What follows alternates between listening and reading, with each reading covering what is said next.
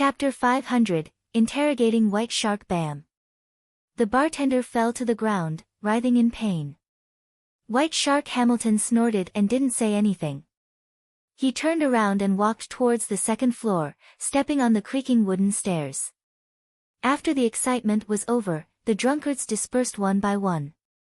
Unaffected, Captain Eland and the others returned upstairs to continue playing cards. Klein took the opportunity to follow. He returned to Flying Fish and wine, not to deal with White Shark, who didn't pose any threat to him, but rather to simply get more information from the owner of the bar, who was connected to many pirate factions. After all, he had named his new identity Gehrman, which secretly implied hunting pirates whose hands were stained with blood. He planned on using their souls, flesh, and beyonder characteristics to replace the souls in creeping hunger who were awaiting their release. There was no gas in Demir Harbor, and the corridor on the second floor was relatively dark. The brass candle stands that were inlaid into each wall flickered and dimmed. Klein observed the surroundings as he wiped his face, silently transforming into one of the bouncers on the first floor. He used illusion creation to compensate for his mismatched attire.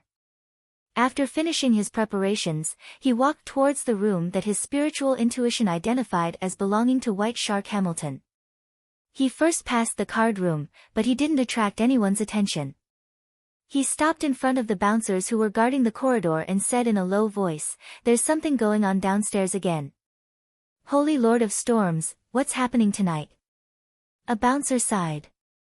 "I hope those beautiful people don't get hurt," another guard said worriedly.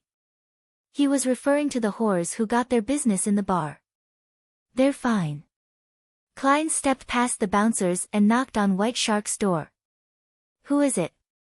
Hamilton warily asked. "Boss, it's me." "Something happened downstairs again." Klein remembered the information he gleaned while watching the commotion and deliberately hoarsened his voice. "Damn it!" Hamilton bellowed, "Come in and explain to me what happened." Klein turned the doorknob and walked in. When he closed the door, he dispelled the illusion, and the muscles on his face rapidly squirmed, returning to his previous identity, a new customer with blonde hair, blue eyes, and ordinary facial features. "You," Hamilton was stunned for a moment before he immediately opened his mouth wide in an attempt to shout loudly. At the same time, many illusory fish scales surfaced on the back of his hand, his originally large and fat body burgeoning. Suddenly, his heart began to beat faster, and a strong instinctive fear seized him by the throat.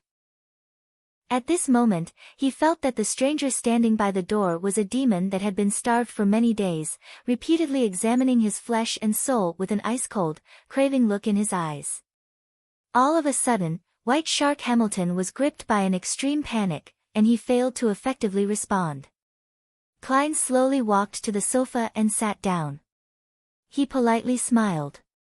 "Now, can we talk calmly?" The feeling of being stared at by a horrifying monster suddenly disappeared. Hamilton relaxed all of a sudden while his body shriveled up a lot like a punctured balloon. He didn't rashly cry for help as he asked with beads of sweat lining his forehead, "Who are you? What do you want?" "A hunter," Klein answered casually. "I heard that you're connected to a number of pirate factions. I would like to know their respective situations." "No, I'm not," White Shark Hamilton subconsciously denied. He immediately felt the extreme hunger again, and he felt as if the man's eyes were dyed with a dark red layer. Klein inwardly deliberated over his persona and said with a gentlemanly smile, "You have two choices. One is to answer frankly. The second is to be killed by me and then answer honestly." "Killing to channel my spirit?" White Shark Hamilton had heard of similar rumors. He swallowed hard and asked, "Why do you want to know about any of this?" Klein smiled and answered, "I'm a hunter, so I'm chasing after bounties." Hamilton suddenly felt that the man's polite smile was tinged with an indescribable madness, and he couldn't help but blurt out, Are you mad? I've seen many similar adventurers, but all of them have been buried at the bottom of the sea. It's not hard to kill a lone pirate, but can you defend against any further retaliation? The whores in the bar or the seemingly ordinary customers might all be pirate informants. Your friendly accomplice could be bribed at any moment and you'll be shot in the back. The pirates will gather information in advance and surround your ship. Can you protect all the passengers? Can you survive a cannon bombardment? On the sea where there's no room to run, how are you going to survive? After venting the horror in his heart in one breath, he saw the man, who called himself a hunter, reveal a gentle and kind smile. Just have them all killed, and then there won't be such a problem. A true madman. White Shark Hamilton immediately took a deep breath and said, I'm in contact with many pirates, but it's a passive relationship.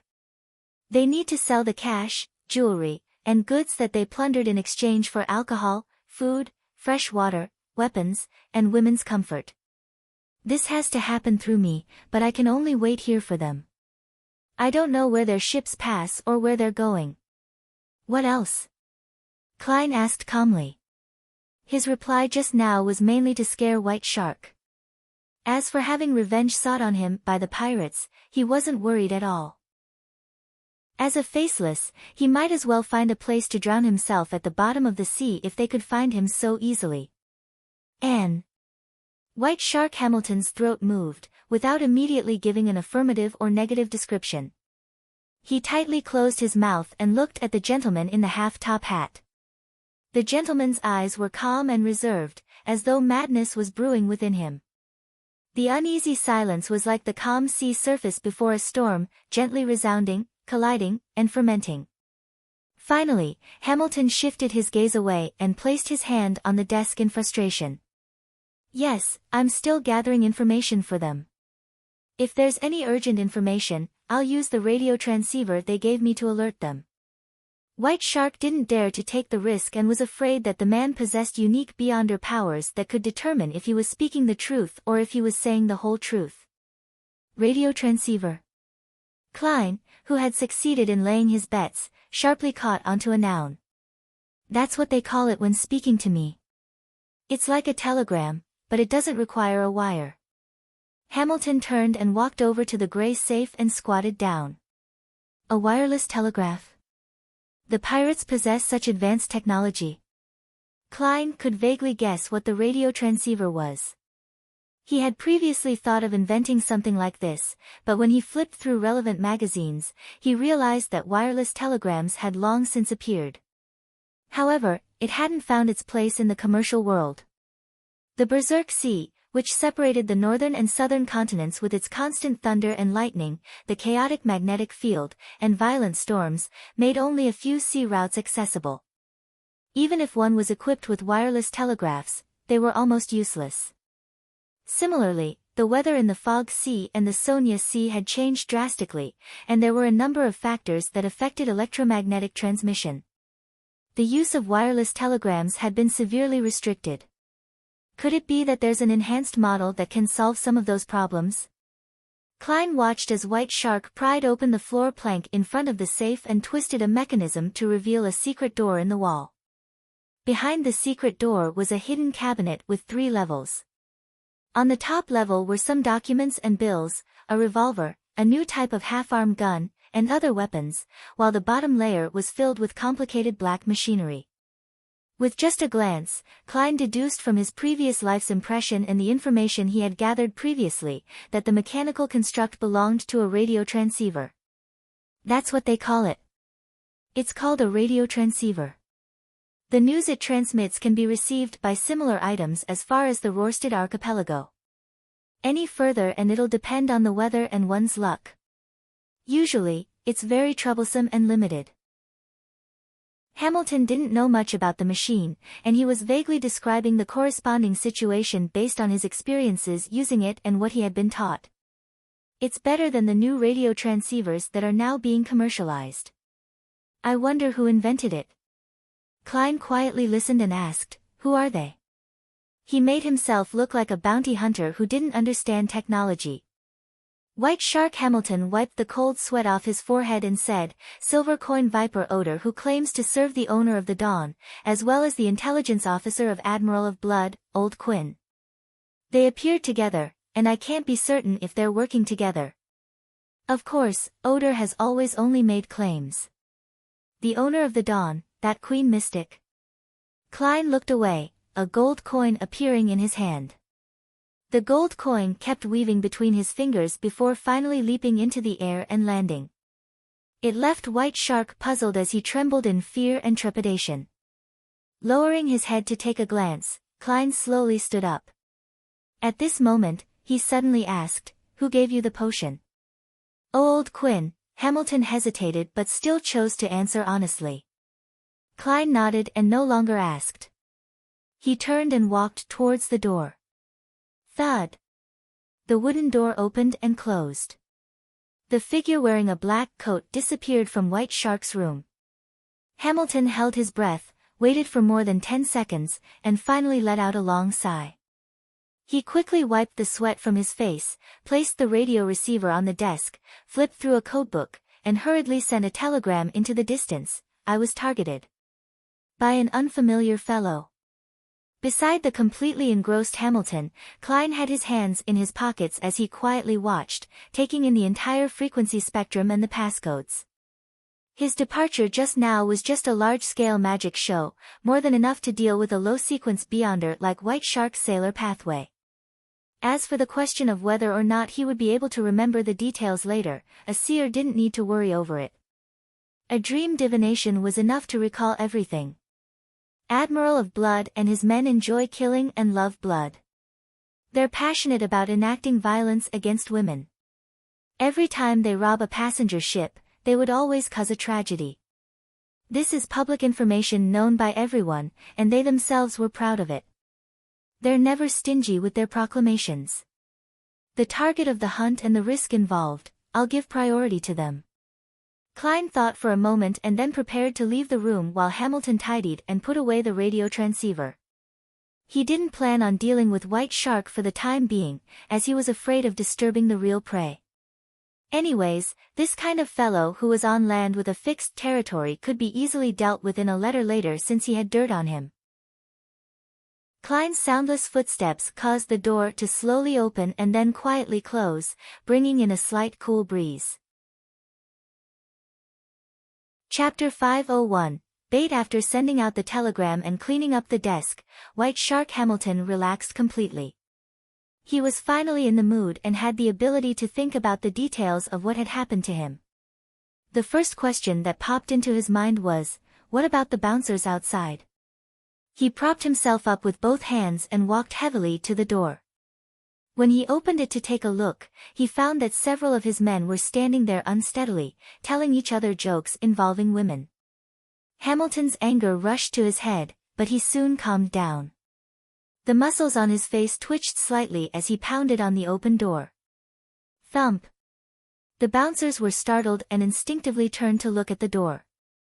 "Boss, boss." Seeing who was making the sound, they hurriedly stood there and stammered. White Shark took a deep breath and asked, "Did you see anyone enter my room?" "Yes, Lardero." He said that there was a situation downstairs. The bouncers were confused by the question. "Boss, you were the one who let him in." As soon as they finished talking, they suddenly thought of other explanations and asked, "Boss, was something inside stolen?" Hamilton's expression sank, and he shook his head. "Don't doze off." Thud. He drew back and closed the door, leaving the few bouncers puzzled as they exchanged looks, suspecting that their boss was drunk. In the room, the tall and fat Hamilton frowned and started pacing back and forth. Lardero, Lardero, they saw Lardero. That guy, can he change into someone else's appearance? As a collaborator who helped pirates sell their loot and gather intelligence, White Shark Hamilton was no stranger to all sorts of sea rumors. The first thing he thought of was the former pirate Admiral Kalangos, who was said to be capable of turning into anyone.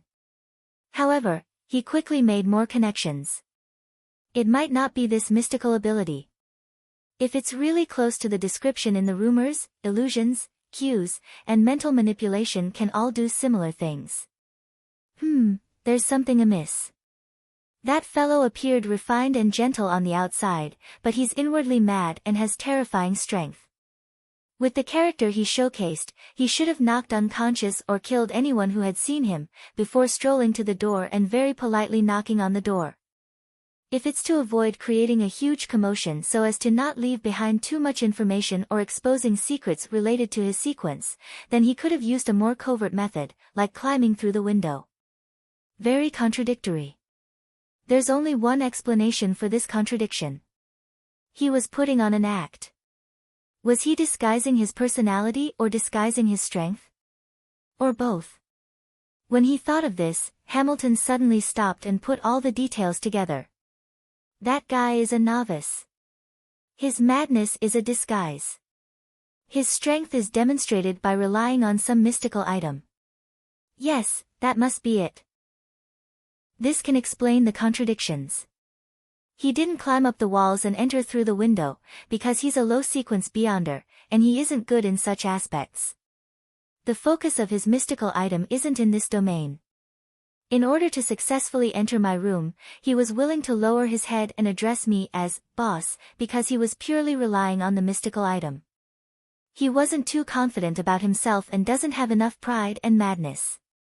He acted like a madman so as to match the mystical item's effects of generating horror in others. He created pressure to ask for information. This can also perfectly explain why he left just like that. The reason why he came to find me is because he obtained such a powerful mystical item. With his elevated ambition, he wants to capture and kill some pirates to make a fortune. Once he knew that I'm serving Silver Coin Viper Oder and Admiral of Blood's intelligence officer, Old Quinn, to the point of being involved with the Queen Mystic, he got scared and fearful, so he chose to leave after acting perfunctorily. He didn't dare to kill anyone. The more Hamilton thought, the closer he felt to the truth. He hurriedly set up the radio transceiver again and flipped through the passcodes and added a telegram to concisely describe his theories. He didn't believe that he was being targeted by a hunter, because everything that had happened was a result of the inflated ambition of a young man who simply had a fortuitous encounter. He also gave the corresponding characteristics of the target. Blonde, blue eyes, not crazy, and even a little timid. Possesses a rather mystical item that might allow one to change their appearance and create illusions. In consideration of the sense of horror, the latter is more likely to be true. He's just a novice who doesn't have much experience. He specializes in mimicking a powerful aura with the help of the item. He knows a thing or two about me, and he doesn't look like an outsider who's here in Demir Harbor for the first time. Tap. Tap. Tap. Hamilton stopped his finger and leaned back in satisfaction, his chair creaking under his weight. The corners of his mouth curled up a little, as though he had already seen the ending of that bastard from just now. It wouldn't end well for a fellow with a very low sequence despite possessing a powerful mystical item at sea. Many greedy sharks would rush towards him. When the time comes, I'll no longer have to worry about my problems being exposed. Under the night sky, the harbor was rather quiet. After leaving the Flying Fish and wine, Klein made a detour in the distance. He first walked quickly before moving slowly, his pace gradually turning into a stroll. When he was sure that no one was following him, he turned his face back to Gairman Sparrow as he passed through the shadows. He stuffed the hem of his shirt into his trousers. He adjusted his sideburns and took out his gold-rimmed glasses, placing them on the bridge of his nose. It gave him a coldness despite his refined appearance. He began to rely on the stars to find his way back to the white agate. As he walked, he let out a soft chuckle. Amidst the cold wind, he leisurely thought, I hope White Shark isn't that foolish and is able to see the flaws I left behind. The persona he had set up tonight was of a new adventurer who lacked experience and made mistakes. And this person, on the other hand, knew a lot about Demir Harbor and White Shark. He had a tempting mystical item on him which had messed with his mind, making him a little crazy deep down. Klein's initial idea was that pirates would wander around the ocean, and even the Navy would have a hard time finding them. If he could get more accurate information from White Shark, he could of course go straight to them. If that didn't work, his identity could be used as a bait to lure some knowledgeable pirates to a predetermined location to complete the initial hunt. When it was discovered that White Shark could contact Old Quinn, the intelligence officer of Admiral of Blood, Klein's plan was completed. His acquisition of the passcodes and the frequency spectrum had allowed him to monitor the corresponding situation and grasp the target's movement. Then, by interfering with the divination of others, he could, at the most appropriate time, use the combination of having a powerful mystical item and being a weak adventurer as bait, to catch a number of big fish. Now, the problem I have is that I don't have the equipment to monitor their communications. It's basically impossible to buy it at sea. I'll have to use the world's identity to get Miss Justice or Miss Magician to buy one in Backland. I'll receive the delivery via a sacrificial ritual. This is the advantage of the Tarot Club. With this in mind, Klein sighed. Seeing the white agate in sight, he quickened his pace a little and found that Donna's family and Clevy's were returning from another street. Clevy's greeted him by nodding his head. Just like when they officially met, he said in a low voice, "I heard there was trouble at Flying Fish and Amp, Wine?" Very well informed and rather familiar with Demir Harbor. Klein smiled and replied, "I only taught 2 cheats a lesson." Clevy's brows twitched slightly, suddenly feeling that his impression of Gehrman Sparrow was a little wrong. After his previous observation and interaction, he felt that, although this young adventurer was a bit sharp, a bit reserved, and a bit cold, he could still be considered someone who smiled, was polite, and knew when to advance or retreat. But now, he was a bit uncertain. He felt that there might be a hidden flame of madness hidden in the recesses of his heart. At this moment, Donna's father interrupted, "Mr. Clevy's, who is this?" "A colleague, Gehrman Sparrow," Clevy's introduced in a very simple manner. With a polite smile, Klein extended his right palm. "It's my honor to meet you. In the future, if you need anyone, and if you can't find Clevy's and the others, you can consider me." "No problem. I hope you're as strong and professional as them." Donna's father shook hands with Klein with apparent warmth and introduced himself, Erdie Branch. Klein had just released his grip on the box when his spiritual perception was triggered. He felt that there was something strange inside the gift boxes the Branch servants were holding.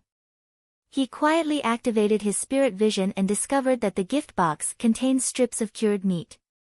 However, the surface of the cured meat had very rich colors at the red, white, and black spots.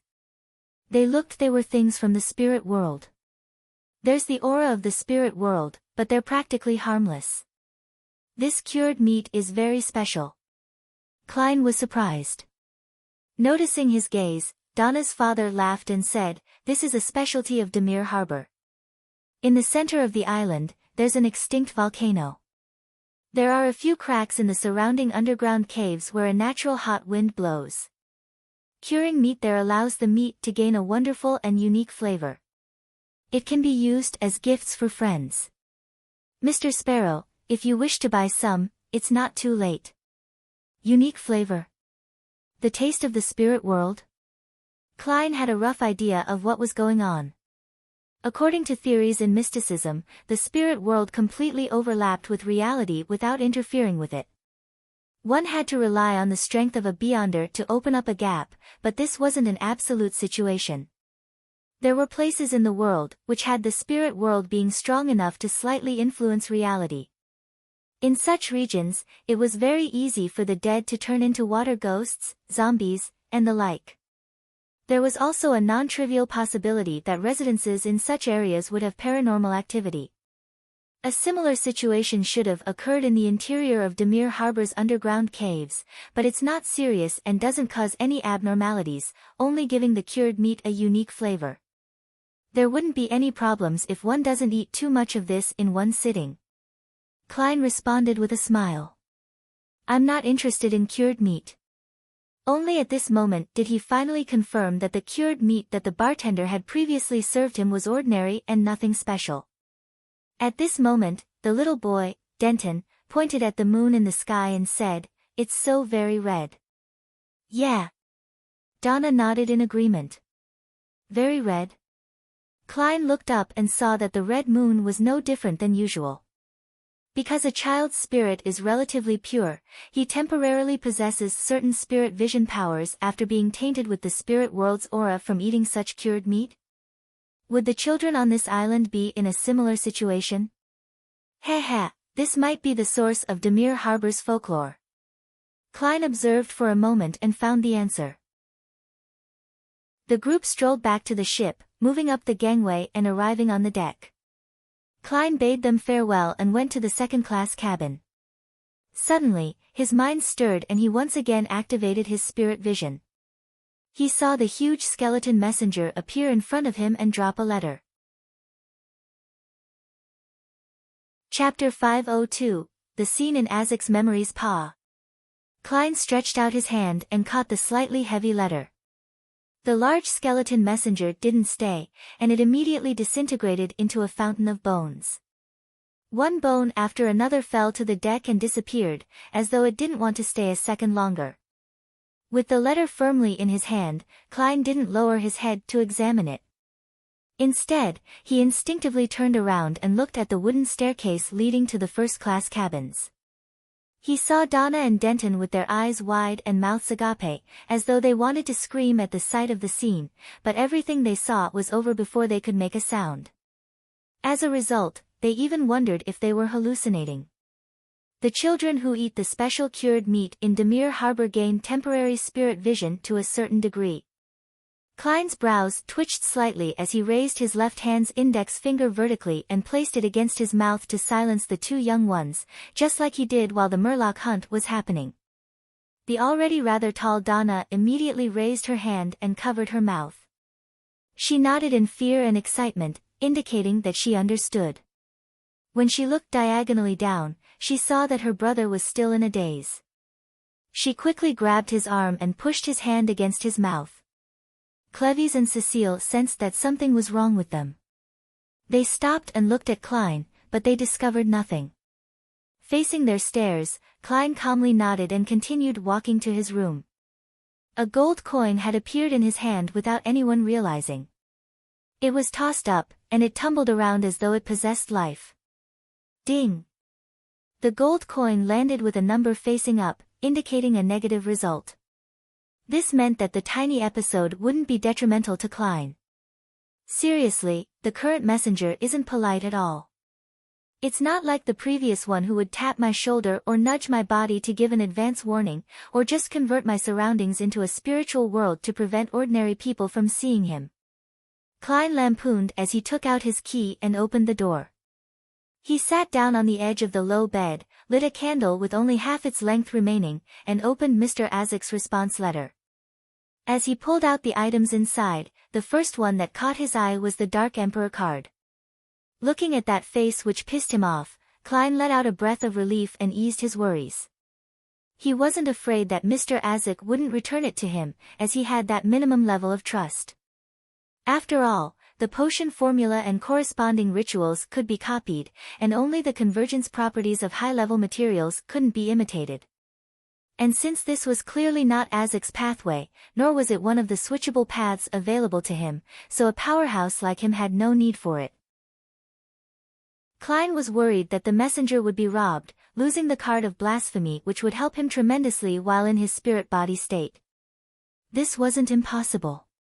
The number of strange creatures in the spirit world was hard to count, so it isn't hard to end up having a few who were good at locating messengers and robbing them. The Dark Emperor card was returned along with the copper whistle from the Numinous Episcopate. After temporarily putting away these two items, Klein unfolded the important letter and read Azek's reply. That card that depicts the Dark Emperor reminds me of certain scenes. The tall as a mountain Blood Emperor who wore a red cape with his eyes being abnormally crazy, containing almost zero reasoning. He was on the brink of losing control. There was the true Dark Emperor who had revived. He sat on a gigantic throne, overlooking the land. When I looked up at them, I lost consciousness when the Blood Emperor looked at me. I should have, in some form, participated in the War of the Four Emperors, but the exact details still require me to recall them. Perhaps it was because of an injury from back then that caused me to lose my memories again and again as I repeatedly died and reawakened. The legend of Death's treasure trove in the Berserk Sea doesn't ring any bells. Perhaps I'll be able to sense something and be naturally attracted to it when I travel to the southern continent by boat and pass through that sea. The experiences of the owner of that copper whistle resemble that of an undying's ritual, but there are also clear differences. I can sense evil auras and the premonition of danger. I believe the owner of the copper whistle is in a strange and terrifying state. It's best that you don't blow that copper whistle and summon the messenger. This will bring extreme danger. We can make further attempts when I fully recover my memories and figure out what that experience really means. The feather left behind by the copper whistle's owner that you mentioned can be used in the domain of the undead. It's a unique material that's rich in spirituality. When I recall more, I'll organize the knowledge of some rituals and charms you can use with it for you.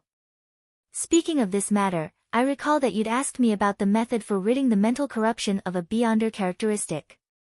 This will likely need more time. At the very least, I'm still a blank slate in this aspect. Also, I vaguely remember that in the southern continent, there are strange creatures called feathermen. It's best to seal that card, otherwise, it might attract powerful enemies and many disasters. I can give you some techniques. This isn't too difficult. First, an improved wall of spirituality. As expected, the card of blasphemy has a convergence effect upon activation. It's a good thing that I've left it above the gray fog in the past. According to Mr. Azek's descriptions, he shouldn't be an amnesiac death. Otherwise, he wouldn't have looked up to the Blood Emperor and the Dark Emperor. It's likely that he's a son of death, participating in the War of the Four Emperors by accompanying that deity. Unfortunately, he suffered from severe injuries. As he thought, Klein produced a flame and burned the letter. Then, he tried the sealing technique and practiced what Azek had taught him in the letter. After doing all of this, he held a ritual and brought the Dark Emperor card and the Numinous Episcopate's copper whistle into the mysterious space above the gray fog, eliminating all possibilities of any accidents. There was no doubt that Klein had no wish to suddenly meet the King of the Five Seas, Nast, at sea.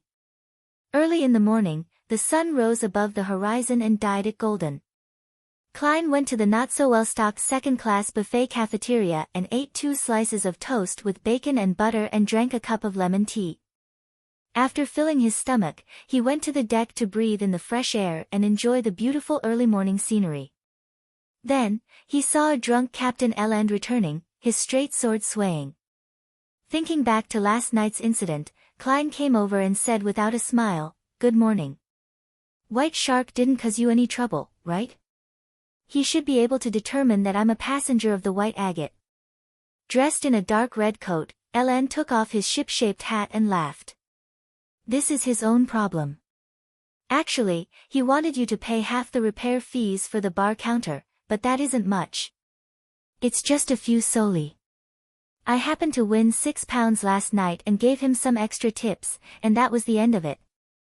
Captain, are you afraid that a crazy adventurer like me will blow the whole thing up just for the sake of face, so you ended up choosing to bear the compensation?" Klein was silent for a few seconds. "I understand." Then, he turned and walked back to the bow, leaving 2 soft words, "Thank you." When Klein returned to his original position, he felt the sea breeze blowing against his face. He slowly let out a breath, feeling that it was too goddamn hard to force a persona.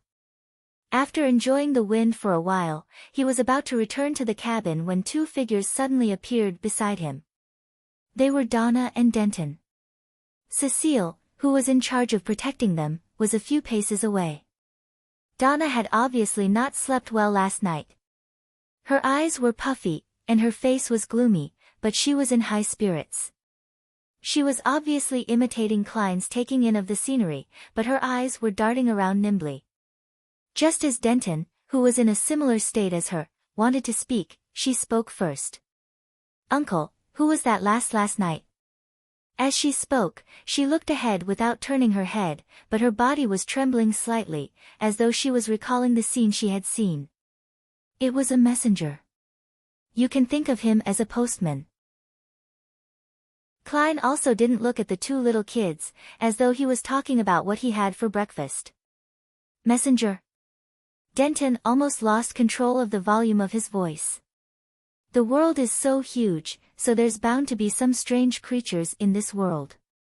Trust me, although this creature looks very ferocious and terrifying, it's actually very gentle and professional. It just sent me a letter on behalf of a friend who's far away, Klein explained slightly, trying to describe the 4-meter-tall messenger as pitiful, weak, and helpless. After a night of panic, and because she hadn't been harmed in any way, Donna was much calmer. Her eyes lit up as she said, "Well, that's amazing. It's like listening to a story." "Very cool." Denton also expressed his opinion. Then, he puzzledly asked, "But why didn't anyone else see it?" No one had any response. "That's because your hearts are pure." Klein smiled. This was a white lie. After all, he couldn't just say that it was a problem with the special cured meat. That would only make the two curious little fellows fail to resist making attempts. This way, ignoring the fact that ingesting large amounts of it would cause one to fall ill, just randomly having spirit vision activated was a very dangerous matter. Even though Klein could now sustain the consumption of his spirit vision for a long period of time, he ultimately didn't dare keep it open. Sometimes, seeing things he shouldn't have seen could lead to madness or death. "See, can we have a messenger of our own?" Donna asked, curious and excited. "That will depend on luck," Klein answered simply and calmly. He couldn't help but lampoon inwardly, "I don't even have a messenger of my own." In order to obtain a messenger, he had to design an accurate summoning ritual and prepare the corresponding spirit world creature contract. This was a specialized field of knowledge, and randomly doing so could easily summon something bad, so Klein didn't dare to recklessly try it. Yeah. Donna looked forward to it. Then, she said in a tiny voice, "Uncle, we'll keep this a secret for you." Beside her, Denton nodded solemnly. At this moment, a new passenger that intended to board in Demir Harbor carried his suitcase as he walked onto the deck. After sending the telegram, Blazing Danitz considered that the captain might instruct him on certain matters. So he decided to cut the holiday short and await orders at the capital of the Rorstad archipelago. Through his own channels, he had obtained a ticket, put on a wig, blackened his eyebrows, and easily boarded the White Agate, waiting for the liner to blow its whistle. Sigh, as Emperor Roselle said, capable people always have to do a little bit more work. As Danitz walked towards the cabin, he looked around leisurely. Suddenly, he saw a familiar figure. It was a young adventurer in a black coat, gentle in appearance and mad in nature. He was standing at the bow of the ship, beaming at him like a gentleman. The muscles in Danitz's face began to stiffen.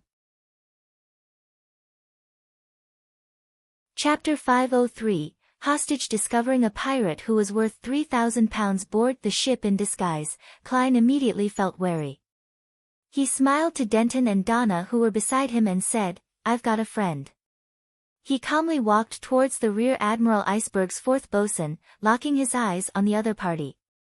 The smile on Blazing Danitz froze when he saw the young adventurer, with crazy blood flowing through his veins, slowly approach. He suddenly had a thought, run. Run as fast as you can.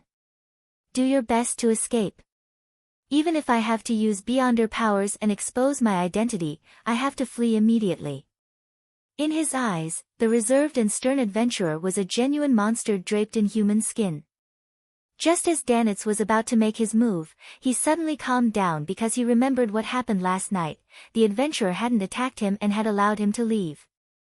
That is to say, he doesn't necessarily have the hostile intention of hunting me down. He can be reasoned with to resolve this crisis. Directly running away would only lead to conflict. Thoughts ran through Blazing Danitz's mind. Relying on his rich experience, he forcefully controlled his legs and appeared to wait in place. Klein walked over, one step at a time, and smiled. "Good morning, we meet again." That gentle and courteous smile of his made Danitz shudder for some inexplicable reason. He pursed his lips and said, "Good morning." Klein maintained his persona, his expression turning cold. "What are you doing on the ship?" "Heading to the Rorstad archipelago," Blazing Danitz, who was also considered a famous pirate, answered honestly. "Why are you heading there?" Klein calmly asked. Danitz forced a smile and said, "Waiting for our captain's orders. Perhaps there will be a mission arranged for me. He's probably going to chase me off the ship. In any case, there's a potential risk to have a pirate board a ship." After he finished speaking, Danitz speculated about the possible developments. For him, this was considered a pretty good result. At most, he would waste a ticket. Klein fell silent, so silent that Danitz's hair stood on end. It was a full 5 or 6 seconds before he spoke again. "Which cabin do you live in?" "First class, room 312. Danitz raised the ticket in his hand to eye level. He didn't dare to look down for fear that the enemy would seize the opportunity to launch a surprise attack. Klein nodded indiscernibly. "Is there a servant room?" "Yes," Blazing Danitz subconsciously answered, but his heart was at a loss. He had no idea why the man was posing such a question at him. Then, he heard the man say to him in a flat tone like he was speaking to a subordinate, "You'll sleep there." "Ah. Where?" "I'll be sleeping in the servant's room." "Aren't you going to chase me off the ship?" Danitz was somewhat stunned as he blurted out, "Why?" Klein glanced at him and said one word in a faint voice, "Hostage." "Hostage?" "He's worried that I'm a planted agent on the ship, making it easier for the pirate fleet to plunder the white agate, so he plans to use me as a hostage." "That's reasonable. If it really is as he suspects, then it wouldn't stop the pirate fleet's attack even if I'm chased off the ship. It's better to hold me hostage to aid in the negotiations." Dogs hit. I hate this kind of arrogant, cold person who doesn't say much. They always only say a word or two, or even just an utterance, leaving me to guess the rest. If I'm really not his match, then I wouldn't even mix with such company. Why did I previously think that his temper matched my tastes? I must have been mad. Danitz gritted his teeth as he thought. "Fine." He exhaled helplessly. "To your cabin." Klein maintained the perfect Gehrman Sparrow persona. "Phew." Blazing Danitz carried his suitcase, reluctantly leading the monster draped in human skin to the cabin. They went to the upper deck and arrived at room 312. After opening the door, Klein took a quick look and found the place several times better than second class. The living room was about 30 square meters and was connected to a master bedroom and 3 servant rooms. It had a separate bathroom, a standard wardrobe, and a mahogany desk. Danitz put down his suitcase and glanced at the servant rooms. He suddenly thought of an important question. Is the master bedroom going to be left empty just like that? The moment he finished speaking, he already knew the answer. "It's mine." Klein smiled in a gentlemanlike fashion. "As expected, to watch over me." Danitz felt depressed. Klein paced on the carpet in the room and said while pointing to the door, "Come with me downstairs." "All right." Danitz was a little lost, unsure what the man was up to. The adventurer and famous pirate duo soon arrived at the second-class cabins and found Klein's original room. After opening the door, Klein didn't enter. He pointed inside and said to Danitz, "Tidy the things on the desk and put them in the suitcase." "What? Tidy things? You want me to help tidy things up?" Danitz was almost stunned. In a blink of an eye, he felt a surge of anger rush to the top of his head. "How can I, Blazing Danitz, Rear Admiral Iceberg's 4th bosun, a famous pirate with a bounty of 3,000 pounds, be driven like a servant?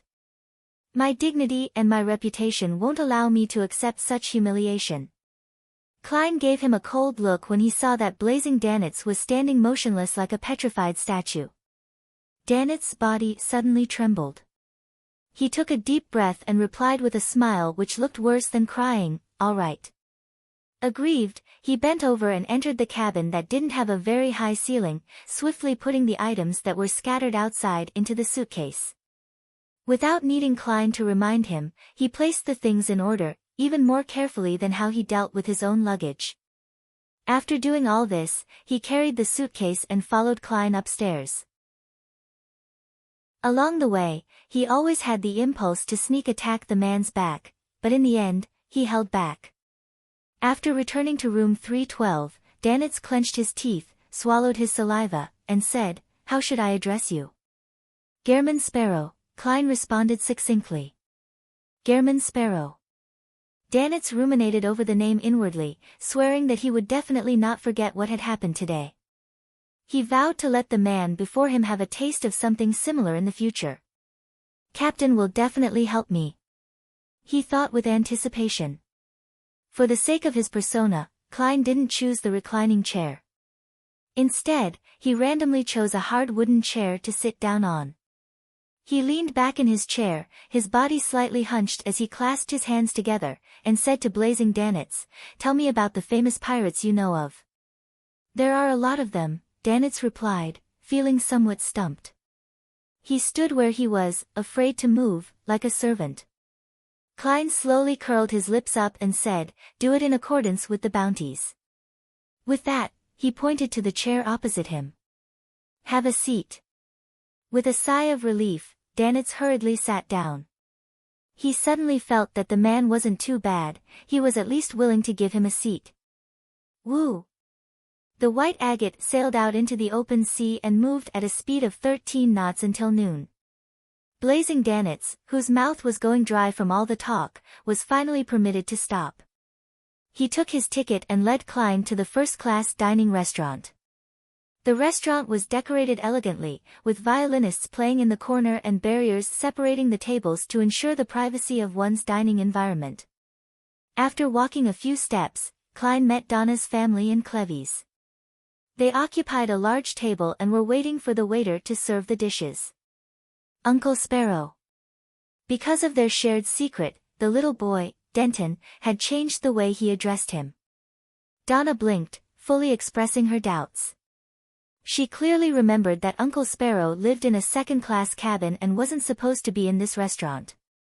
Klein waved his hand with a smile as a greeting, then he pointed at Danitz and said, "He's treating." "Is that so?" Donna sized up Danitz curiously, and they felt that the gentleman looked odd, especially his eyebrows which looked extremely unnatural. Clevy's put down his fork and knife, and, after 2 seconds of silence, he asked, "Your friend?" Klein chuckled and turned his head to Danitz. "What do you think the answer should be?" Danitz gritted his teeth, then he forced a smile. "Gehrman once saved me." "Yes, that's right. Otherwise, I might have already been killed by him for the sake of claiming the bounty." Danitz consoled himself. Clevy's looked Danitz up and down a few times and said nothing more. Passing the Donna family, Klein found a table by the window. The waiter came with great enthusiasm and handed over the menu. Charcoal steak, red wine foie gras, vegetable salad. Danitz scanned the menu and couldn't help but sigh. Ships that dock for resupplying every 2 to 3 days are better. There's plenty of fresh food. When you encounter a ship that floats on the sea for 1 to 2 weeks, you can only cycle between beer, cured meat, and various canned goods. It's so monotonous that it drives you crazy. However, the sea itself will also provide fresh food. But this requires one to have sufficient judgment. We had a sailor on our ship who once had a beautiful lobster, only to suffer diarrhea until his ass nearly. As a pirate, he had the habit of using vulgar language for descriptions, but after he looked at Gehrman Sparrow's expression, he changed his vocabulary. Suffer diarrhea until his ass nearly fell off. I have reason to suspect that there were other factors. Although your captain is a woman, there should be very few women in the crew. Furthermore, with the sailors unable to get ashore for a long period of time, they must be thirsty. Klein silently lampooned, took the menu, and drew a line according to the price. All of these. All right. The waiter's expression didn't change at all. At that moment, Klein saw Captain Eland enter the dining room and pass by, so he simply greeted him. When he looked back, he saw that blazing Danitz was already looking out the window, as if he was watching the scenery. "The captain knows you?" Klein asked in a tone close to a statement. Danitz let out a hollow chuckle. "We fought his crew back when he was the bosun of the Wilhelm V. Besides, I'm also considered quite a famous pirate, At this point, Danitz recalled his current situation and suddenly became depressed. Hence, he changed the topic. I've always wondered why just Eland would suddenly quit the Navy. By then, he was already an arbiter. Chapter 504, Red Skull Pirate Crew. A Beyonder was allowed to leave the fleet. Without Danitz's deliberate explanation, Klein easily understood why he found it strange. In a Nighthawks team, even the civilian staff would experience strict restrictions. Even a normal resignation would require them to sign a lifelong confidentiality agreement. They weren't allowed to leave the Nighthawks team's area that they originally belonged to, and once they were approved to move to another city, they had to immediately register at the local Evernight church. From such rules, it could be seen how the officials treated Beyonder's powers and related matters. A Beyonder who had drunk a potion wouldn't be able to leave their organization so easily. Klein clearly remembered that Miss Justice initially had the means and channels to become a Beyonder, but she didn't attempt them. The reason given was that she didn't want to lose her freedom. Similar thoughts ran through his mind, but they didn't become words, because the polite but cold Gehrman Sparrow wouldn't be interested in such rumors. So what? Klein looked at the tableware on the table and calmly asked. Do you know how to make conversation? Blazing Danitz secretly drew a breath and squeezed out a smile. Ha, I just found it strange. We all suspected that he had joined MI9, and that he was using his identity as a captain to monitor the sea routes. It's possible. Klein picked up a glass of water and took a sip. The dishes he ordered were served one by one according to their type. The restaurant even gave him 2 complimentary cups of sweet, bubbling, and light gold premium wine. Klein stopped talking and concentrated on enjoying the food, feeling that it was indeed much better than the second-class dining room. The melodious tunes of a violin resonated amidst the sounds produced from the slight contact between the cutlery and plates. The blue and open sea outside the window rippled quietly, and everything seemed perfect. As Klein was about to be served dessert, a crewman came stomping in and ran to the table where Eland was sitting.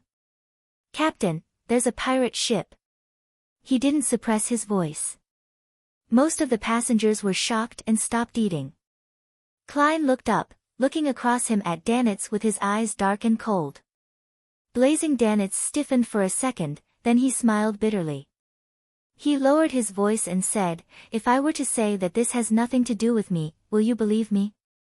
Klein's eyelids twitched as he slowly smiled. Guess.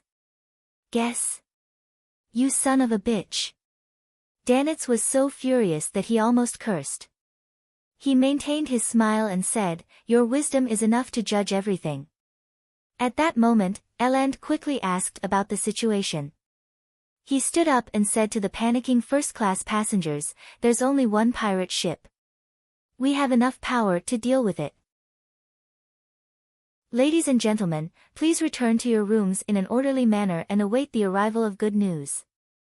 Believe me, the damage caused by chaos far exceeds whatever damage those pirates can do.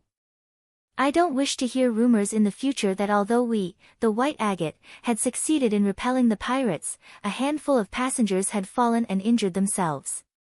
Under his arrangements, and with the support of the crew, Donna and the others left the dining room and returned to their own cabins, which included Klein and Blazing Danitz. I thought you were going to temporarily take over the White Agate and try to keep it safe from harm, Danitz commented inside room 312 as he closed the door, as though he was watching a play. To be able to immediately throw out an olive branch and talk about creeds and remuneration after finding a suitable candidate showed that he was an extroverted bosun who liked to talk with others. Klein glanced at him, then went to the window, and looked out. He saw a large ship with a red skull flag fluttering as it cruised towards them. There were chimneys and sails. Know them? Klein held his hands in his pocket and stood behind a thick glass window. Danitz walked to a spot diagonally behind him. After looking into the distance for 2 seconds, he said, Red Skull. A small medium band of pirates. The captain is Sea Wolf Johnson with a bounty of £900. The first mate is One-Eyed Anderson with a bounty of £500. In the pirate world, a bounty was an important reference point that determined one's status and standing. Considering that he didn't have the ability to move underwater adeptly, it would be easy to have innocents die if he allowed the pirates to board the ship. Klein was silent for a few seconds before asking, "Do they know you?" "Of course." Danitz instantly straightened his back. "They're qualified to participate in distinguished gatherings between pirates. I once kicked them in the ass. As expected of a famous pirate worth 3,000 pounds. Kleins asked without a change in expression, "Do they have binoculars?" "That's an essential item. Even if a ship is placed under control, there will be sailors standing on the observation deck, using binoculars to observe the surroundings to prevent any surprise attacks," Danitz replied scornfully. He could finally tell that this dangerous fellow was a new adventurer, and it was very likely that this was his first time at sea. Was he a famous bounty hunter? A member of a secret organization? Danitz subconsciously guessed Gehrman Sparrow's past. During such times, will the captain and the first mate use their binoculars to observe us? Klein originally wanted to address them as 900 pounds and 500 pounds, but he found it a bit impolite.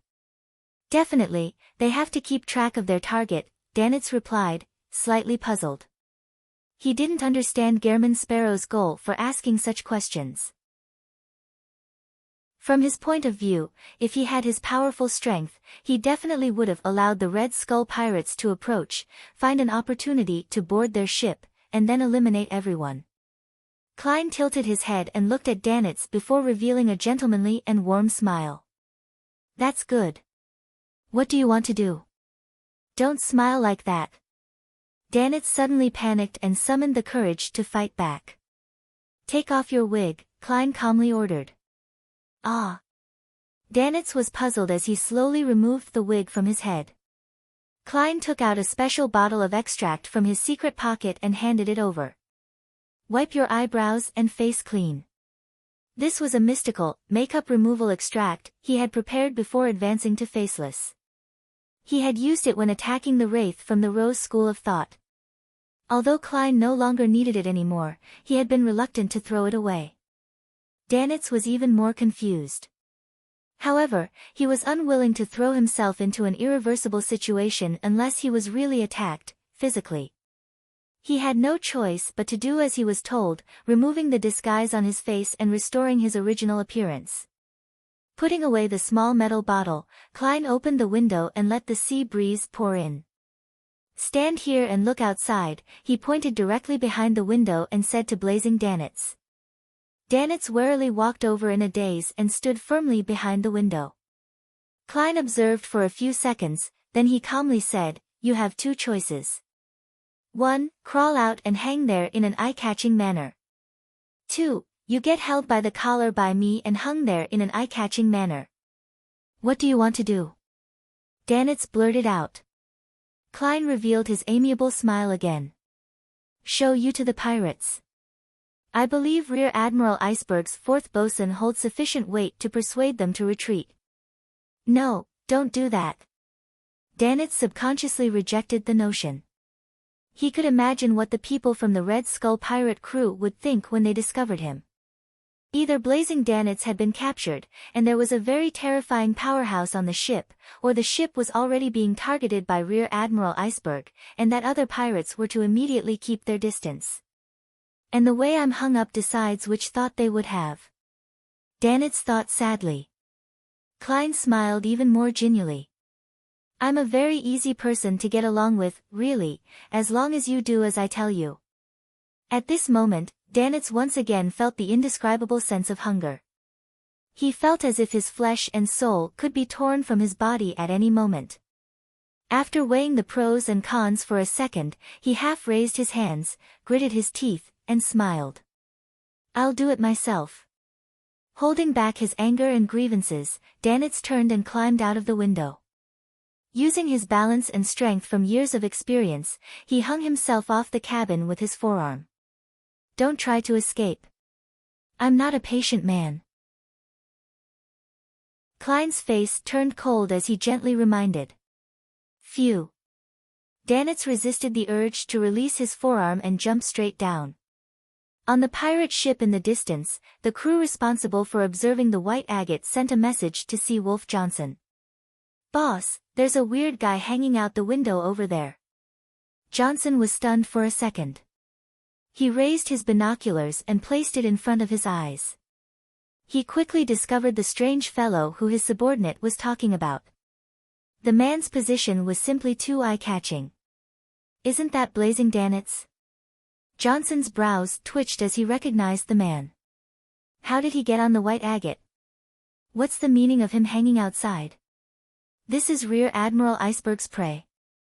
After a series of questions, Sea Wolf came to a conclusion. He raised his right hand and said, "Everyone take note, stay far away from this area immediately." In room 305, Clevis stood by the window with the revolver gripped tightly in his hand as a precaution against the potential sea skirmish. Donna's family was a little frightened. They didn't return to their respective bedrooms, but they instead sat in the living room, waiting for the bombardment to begin. Cecile and the other bodyguard, Teague, stood guard beside them, fully alert. At this moment, a look of confusion appeared in Clevis's slightly aged eyes. After a few minutes, he took a step back, lowered his muzzle, and said to the people, "The pirates have left." "What?" This development left Ertie Branch and the others surprised and confused. They had no idea what the pirates were thinking. Room 312. Blazing Danitz crawled back and couldn't help but give a snort. "You're borrowing my captain's reputation. She really hates these kinds of things. Just wait for Rear Admiral Iceberg to teach you a lesson." Danitz thought angrily. Klein quietly listened and asked, "I remember her reward in loan was 26,000 pounds. This madman." Danitz couldn't find the words to respond. Chapter 505, A Servant Worth 3,000 Pounds, Captain, the Red Skull Pirates have fled. A sailor rushed into the captain's quarters. "They fled?" Eland lifted his telescope and looked quizzically at the calm sea, just in time to see the Red Skull disappear into the horizon. He frowned, completely unable to understand how such a development could have occurred. From his point of view, the White Agate's armaments definitely weren't capable of scaring off the Red Skull pirates. It was guaranteed that both parties would have to circle around each other dozens of times during the skirmish and fire multiple shots in order to ensure that the other party found them a tough nut to crack. Without daring to engage in a prolonged, they would then rationally choose to retreat. Could it be that the Red Skull was just passing by and had no intention of plundering us? However, if they weren't here to plunder, why would they enter this sea route? This is the easiest place to be stopped by the naval fleet and the church's ships. Even the 4 kings and 7 admirals would still try their best to keep a low profile when they pass by the surrounding seas. Eland was filled with doubts, and he felt that things weren't that simple. Being careful keeps one away from disaster. I mustn't be carelessness. Eland put away his yellow-brown telescope and paced back and forth. He half raised his hand and said to the navigator, "We shall dock at Bansi Harbor tonight. Report our encounter with the pirates to the Navy and the Church." According to their usual plan, the next stop for the White Agate would be the Tiana port, and it would probably take 3 days at 13 knots to reach it. From Tiana port, it would finally reach the capital of the Rorstad archipelago, the city of generosity, Byam. And there was a faster way to sail from Pritz Harbor to Byam, which was to stop only once in the middle of the voyage, at Bansi Harbor, about 120 nautical miles from Demir Harbor. The Red Skull really left? Donna's father, Ertie Branch, walked to the window and looked out into the distance. Clevis calmly nodded and said, "Yes." Just as he finished his sentence, a sailor's shout sounded from outside. "The danger has been averted. The danger has been averted." Upon receiving official confirmation, Donna and Denton finally relaxed and had the courage to approach the window and look outside. Are the Red Skull pirates that powerful? Donna's eyes widened as she searched for a ship that had already gone far away. Very powerful. Clevis gave his answer. How powerful are they? Denton immediately pressed. On the other side, The bodyguard, Teague, straightened his hair and chuckled. Even if we don't include the cannons and hundreds of pirates on the ship, just Captain Johnson and the first mate Anderson are extremely powerful on their own. Anderson's nickname is One-Eyed. The bounty reward for him in the kingdom is £500. All of us in this room added together with the help of a few sailors, might be able to defeat him in battle.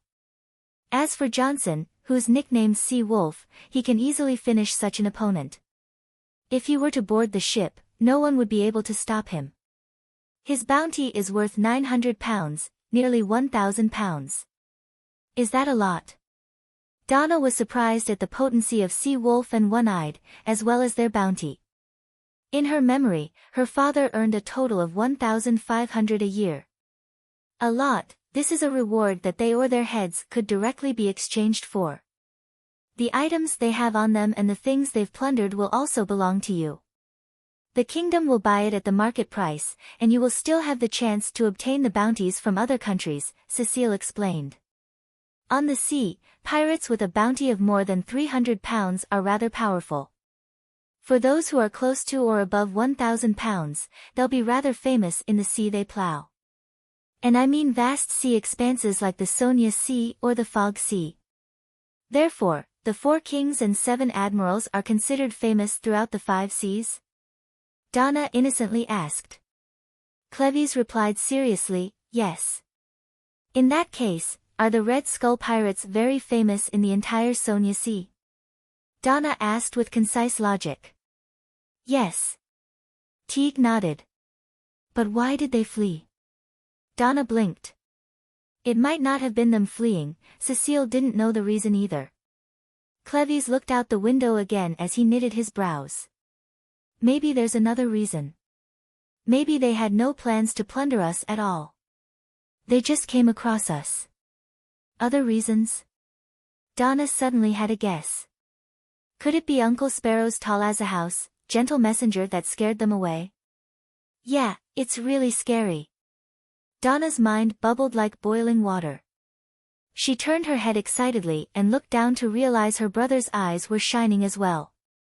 The two of them pursed their lips and immediately realized that their thoughts were the same. Let's go out and get some air on this level. Donna found a reason to drag her brother out of room 305. Outside, Denton said in a suppressed voice, "Are we going to find Uncle Sparrow?" Exactly. Donna smiled with a spirited look. I saw him enter room 312.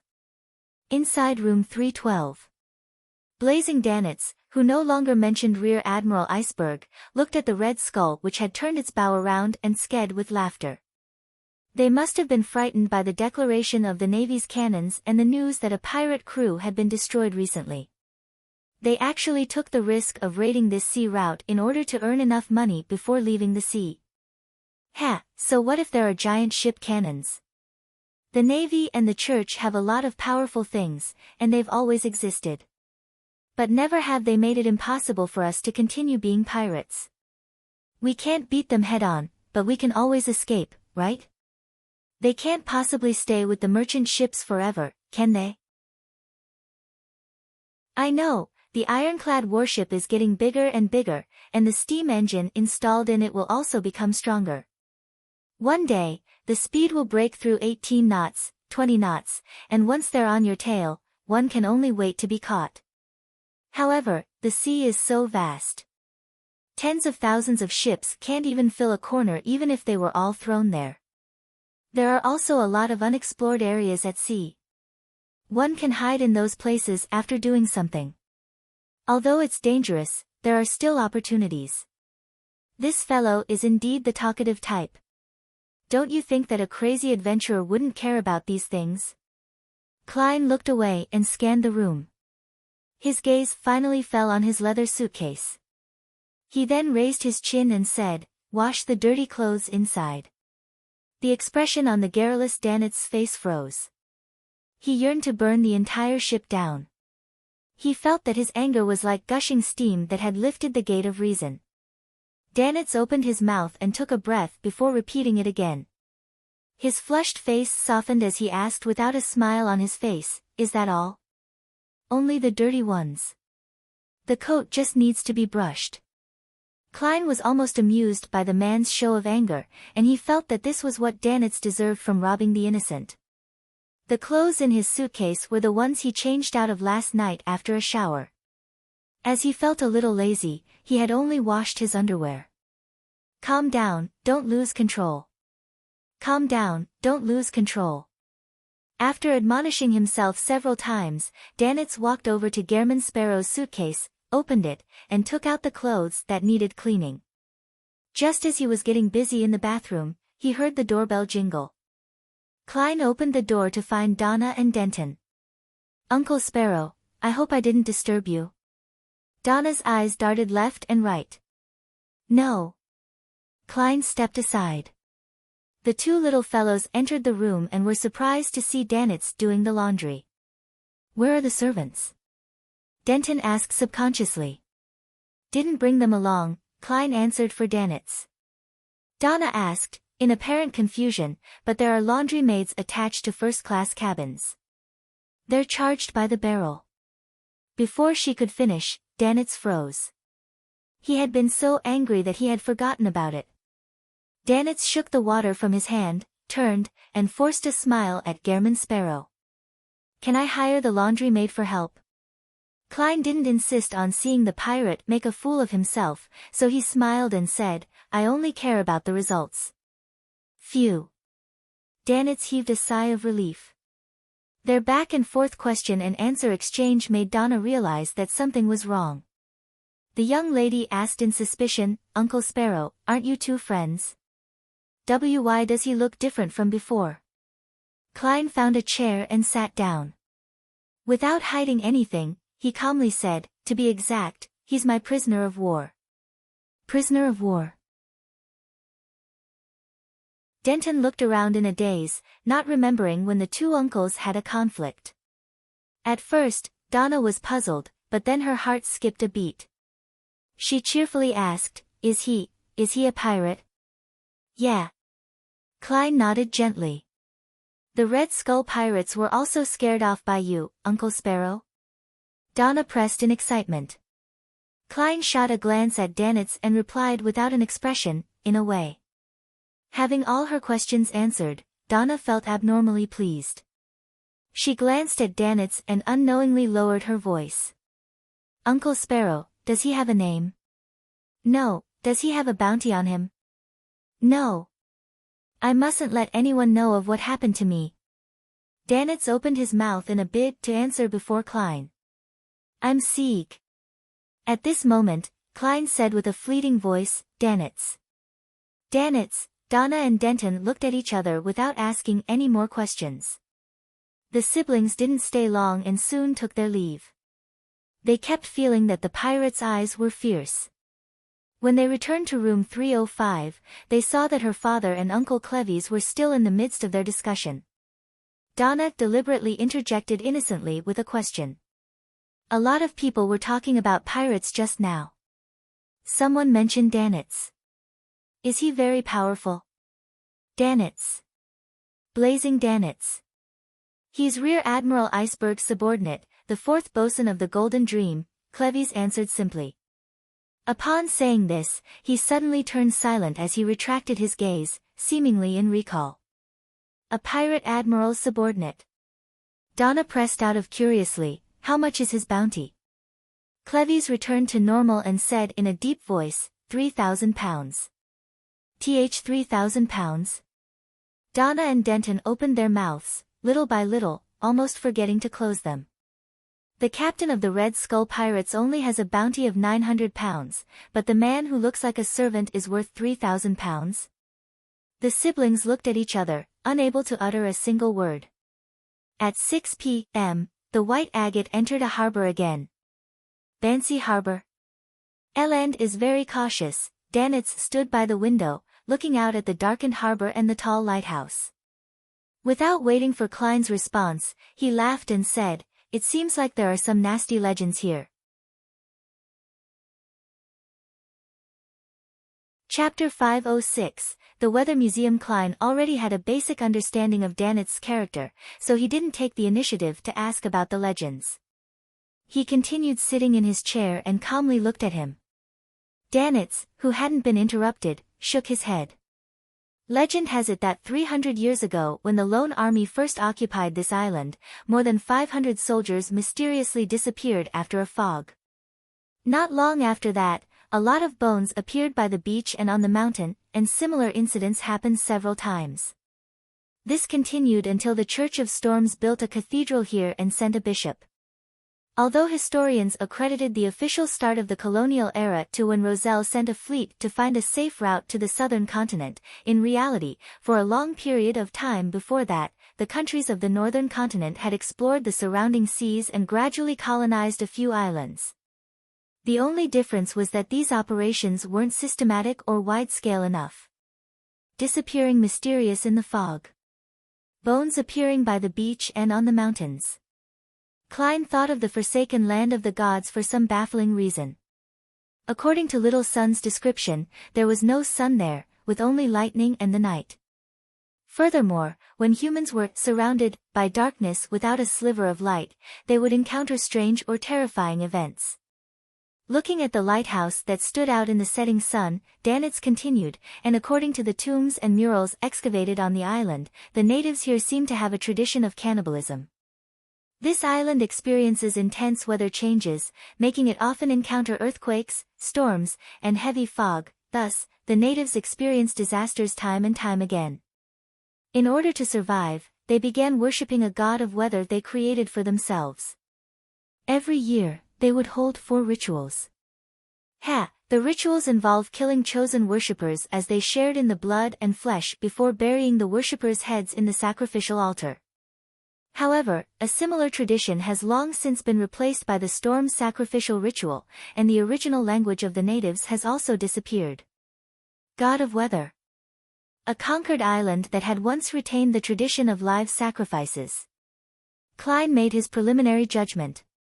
Danitz retracted his gaze and casually said, because of these legends, there are 2 unique customs in Bansi Harbor. One is to close the door tightly on nights with heavy fog or huge changes in weather. They don't head out or respond to any knocking. The other is that they love the blood of all kinds of animals and have learned from migrating elves to add salt, solidifying the blood into strange lumps which are tender and fragrant when matched with the acrid condiments native to this land. Isn't that blood cake? Klein was stunned for a second, his eyebrows furrowing in puzzlement. Elves? According to the stereotypes he had formed in his previous life, elves were supposed to be elegant vegetarians. How could they research the correct method for eating blood, as well as the 100 methods involved in making blood cakes? That's right. Rumor has it that many elves like solidified blood. Danitz spread out his hands in response. Unfortunately, it's already very difficult to find such creatures who have good culinary skills. Little Sun previously mentioned that the ancient god of the elves, Elf King, Saniathrim, wielded the authority of the storm. In that case, the elves should be a race equivalent to Beyonders of the Sailor Pathway. So it's not inconceivable that elves enjoy blood-related food. Perhaps, they even possess the attribute of being irritable as well. That's quite a scene to behold. Klein's thoughts raced, and he gradually turned his attention to blood cakes. It's been a while since I ate that. He suddenly had the urge to alight from the ship and taste the delicacy. At this moment, Danitz took the initiative to suggest. There's a green lemon restaurant here that's very famous. Pig blood is especially delicious. Do you want to try it out? He kept having the feeling that being alone in the same room with Gehrman Sparrow was very dangerous. He was worried that this monster in human skin would suddenly go crazy. He should be more restrained in places with more people. Holy Lord of Storms, I hope this trip comes to an end as soon as possible. Danitz prayed without confidence. As a pirate, he also believed in the Lord of Storms, but he didn't have enough respect for the church. After hearing Blazing's suggestion, Klein, who already had such intentions, was immediately moved. However, the legends and customs Danitz had told him of made him feel a little uncomfortable. Thus, he took out a gold coin and performed a divination rite in front of Danitz. The result was that there were no dormant dangers in Bansi Harbor for him. Klein looked at the gold coin in his hand without moving his eyes away for a few seconds. He still felt uneasy. As Danitz watched this scene, he suddenly understood that this monster in front of him was skilled in divination. Even if I were to secretly flee, it would still be very easy for him to find me. Blazing felt a wave of depression as a faint sadness welled up in his heart. He had just recovered from his disconsolate mood when Klein suddenly stood up and walked over to the washroom. Before closing the door, Klein expressionlessly turned his head around and said, "You can use this opportunity to escape." With that, Klein slammed the washroom's door. Danitz spread his hands open and clenched them tightly, took 2 steps towards the door before coming to a halt. The unknown was the scariest. He didn't dare take the risk of creating conflict before he had any clear understanding of Gehrman Sparrow's beyonder powers. At least he's kind enough to me and hasn't actually hurt me. He'll likely let me go when we get to Byam. Danitz's hopes of him getting lucky had taken hold of his mind. In the washroom, Klein pulled out a paper figurine, disguised it, and took 4 steps counterclockwise to head above the gray fog. He sat down at the end of the long bronze table, removed the pendulum from his left wrist, and wrote the corresponding divination statement, "There is danger dormant in Bansi Harbor." He hung his spirit pendulum and adjusted his posture. After muttering a few times, Klein opened his eyes and saw the topaz pendant rotating clockwise. Furthermore, it was with a high amplitude and frequency. This meant that for Klein, there was a great danger lurking in Bansi Harbor. How could this be?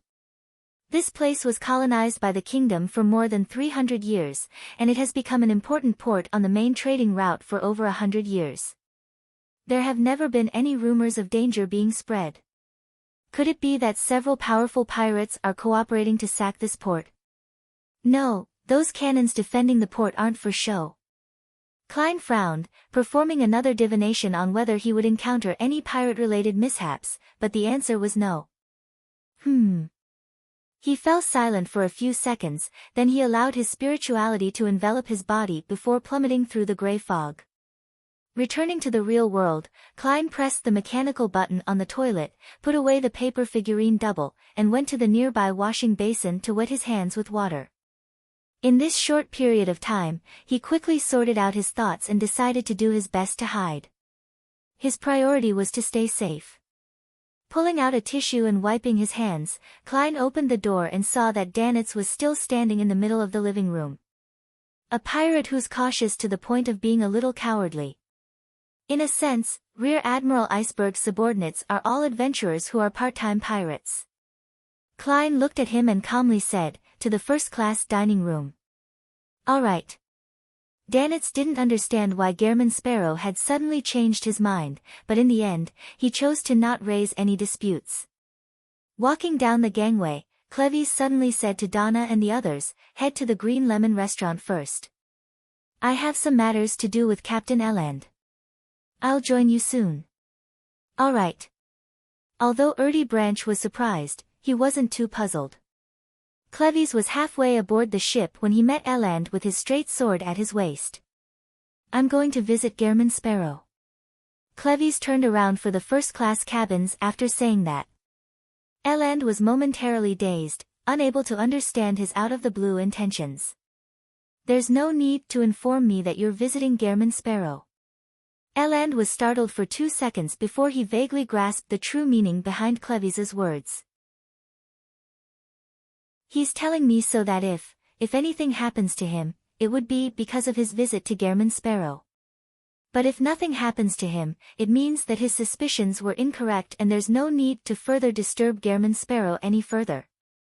Eland stopped in his footsteps and said to the first mate beside him, "Wait 15 minutes. Thump. Thump. Thump." Klein and Danitz, who were on their way out, heard a rhythmic knock on the door. Danitz, who received a signal, hurried over and opened the door. It was Cleves outside. He looked at Danitz, who had disguised himself again, before turning to Klein and said, "Blazing Danitz." At lunchtime, he had found Gehrman Sparrow's friend somewhat odd and familiar, but he hadn't connected the face to the picture on the bounty notice. It was only when Donna mentioned Danitz that the inspiration struck him, making him realize that the two were very similar. As expected. Klein was about to nod and answer when Danitz said with a laugh, "My friend, you have the wrong person. Although I look like the famous pirate who's worth 3,000 pounds, I'm really not him. People have always had misunderstandings, bringing me a great deal of trouble." Klein raised his hand and covered his mouth. He almost laughed out loud and destroyed his persona. He restrained his expression and calmly replied, "Yes. Sigh. My reputation." Danitz stretched his neck and looked at the ceiling. "What are the two of you planning?" Cleves drew in a silent breath and asked directly. Klein jerked his chin towards Danitz. "Watching over him." "Watching over?" Cleves couldn't understand Gehrman Sparrow's words. "Sir, you must learn to make associations by yourself. Learn to infer on your own. You can't have me explain in detail. That doesn't match my persona." Confronted with the doubtful look in Cleves's eyes, Klein casually said, "He boarded at Demir Harbor and I recognized him, so I decided to watch over him to prevent any accidents." After looking at Klein for a few seconds, Cleves nodded his head and said, "Will you be fine? Do you need any help?" "No," Klein replied quietly. Cleves glanced at the depressed Danitz and took a step back. "Then, I'll take my leave." Just as he was about to leave, he was suddenly stopped by Gehrman Sparrow. He heard the mysterious young adventurer say, with some solemnity, "Return to the ship as soon as possible. There is danger dormant in Bansi Harbor." In the Green Lemon restaurant, Donna had just laid out her napkin when she saw through the window that Uncle Cleves had arrived hurriedly downstairs. At this moment, the weather in the port suddenly changed. Strong gales rose up from all directions, causing the trees to sway back and forth. As expected of Bansi Harbor, the Weather Museum. Donna studied the outside scenery with interest. She saw a man in a black cloak trudging through the wind with a lantern in his hand. Seemingly sensing that he was being watched, that person turned his body sideways and looked up at the second floor of the restaurant. Then, Donna discerned his appearance and saw that the area where the person's head was supposed to be was empty inside the black cloak. There was only a bare neck with bright red blood spewing out of it. The person slunk his body back down, pulled at his cloak before continuing forward. Chapter 507, Bansi Harbor in the wind. Donna jerked back, her pupils constricting, her mouth half open as her scream reached her lips. If she hadn't seen the messenger before, then she would have long lost control of herself and staggered to her feet in terror, unconcerned whether she would flip over the tables or chairs. Fortunately, she was no longer the young lady who was completely ignorant of the matters of the sea when she first boarded the White Agate. Her voice had only become slightly sharper as she pointed outside the window and stammered, "There's a zombie. A headless zombie." She used the most commonly seen zombie in folklore to describe the terrifying thing she had just seen. Cecile shot to her feet and rushed to Donna's side. She looked curiously out of the window where the raging wind was blowing and observed for a few seconds. "There's nothing," she said truthfully. Donna shrank back, mustered her courage, and cautiously leaned forward only to see the trees outside swaying, with random clutter flying everywhere. There wasn't a single pedestrian. There really was someone there. He was wearing a black cloak, and he had no head. His neck was bleeding. Donna said while gesturing in an attempt to convince the adults in the room. Her father, Erdy Branch, propped himself up from the table, went to the window, and looked out for a moment. "Donna, you aren't allowed to read that Font's Horror Stories anthology anymore tonight." But, Donna felt aggrieved and wanted to defend herself. At this moment, Cleves came up to the second floor and approached, asking, "What happened?" Donna said she saw a zombie, a headless zombie, the other bodyguard, Teague, explained with a chuckle. Clevis was silent for 2 seconds, then he nodded at Donna. It's okay, this shall pass. The wind outside is very strong and dangerous. We'll leave when things calm down. In the eyes of Donna, Uncle Clevis's words indicated that he believed her and had chosen the safest solution. But in the eyes of Erdi, Teague, and the others, this was merely a clumsy tactic to comfort a child. Seeing that Donna was still a little nervous and that his real employer wasn't too satisfied, Clevis pulled out a chair and sat down as he calmly said, "There's a strange tradition in Bansi Harbor. They don't leave the buildings or respond to any knocks on the door when the weather turns stormy at night. If you open the door, will you be taken away by the zombie?" Denton suddenly asked in enlightenment, having seen the messenger with his sister. "You can think of it that way." Clevis picked up a glass of water and took a sip. "So that's how it is." Donna calmed down, believing that she wouldn't encounter that horrible zombie as long as she didn't leave the restaurant. It was only then that she noticed that the surrounding customers had all cast their gazes over due to the commotion. Being stared at by so many people, Donna felt uncomfortable from head to toe. She instinctively wanted to lower her head to avoid everything. "I didn't do anything wrong. I really saw it." Donna obstinately straightened her neck and looked around. She saw the gentlemen in tailcoats and the ladies in their beautiful dresses retract their gazes. She saw them lower their heads, pick up their spoons, and scoop the dark red blood blocks in their bowls to stuff into their mouths. Their lips were stained with a tinge of red. Their faces appeared pale under the light of the crystal chandelier. The contrast between the two made Donna feel an inexplicable sense of fear. She turned her head back and waited for dinner, secretly praying to the goddess that the gale would cease as soon as possible. Bansi Harbor Telegraph Office. As soon as Eland and his first mate finished sending their report to the Navy, they realized that the wind outside was howling and that the nearby doors and windows were rattling. "Really, the weather here is always so unstable." Eland put on his boat-shaped hat and sighed with a laugh. His first mate, Harris, laughed out loud. Otherwise, how could they call themselves the Weather Museum? "It's best if you don't head out. Legends say that you'll lose your head because of that," the telegraph office's staff, a young lady with curly brown hair, reminded them in a slow voice. "I know, but I've tried a few times and nothing happened." Without a care, Harris opened the door to leave. Eland stopped him and thought for a moment. "Will it be okay to go to the cathedral next door? Your telegraph office will be closing, right?" "No problem." The lady with the curly brown hair was still as slow as ever. Eland nodded, opened the telegraph office's door, and trudged toward the Storm Cathedral, dozens of meters away, against the gusts of wind that seemed to be capable of sweeping away a child. First Mate Harris, who was holding on to his hat, followed the captain as if to express his desire to rush directly back to the White Agate. However, the moment he opened his mouth, strong gales gushed into his mouth and his whole voice was miserably stuffed back into his mouth. After croaking for a while, he wisely shut his mouth and stopped making obviously unrealistic proposals. It was still 15 minutes to 7, and even in the evening, the main doors of the Storm Cathedral were still open for its congregation. The gale weakened significantly when it reached the area. At the very least, Eland and Harris no longer had to worry about their hats abandoning them. Upon entering the cathedral, they walked down the dark and solemn aisle. They stepped into the prayer hall and saw a man in a dark blue priest robe sitting in the front pew. He was quietly gazing at the huge storm's sacred emblem, made up of the symbols of the wind, waves, and lightning, on the altar. Eland smiled as he moved closer, patting the familiar figure on the shoulder. "Jace, where's your bishop?"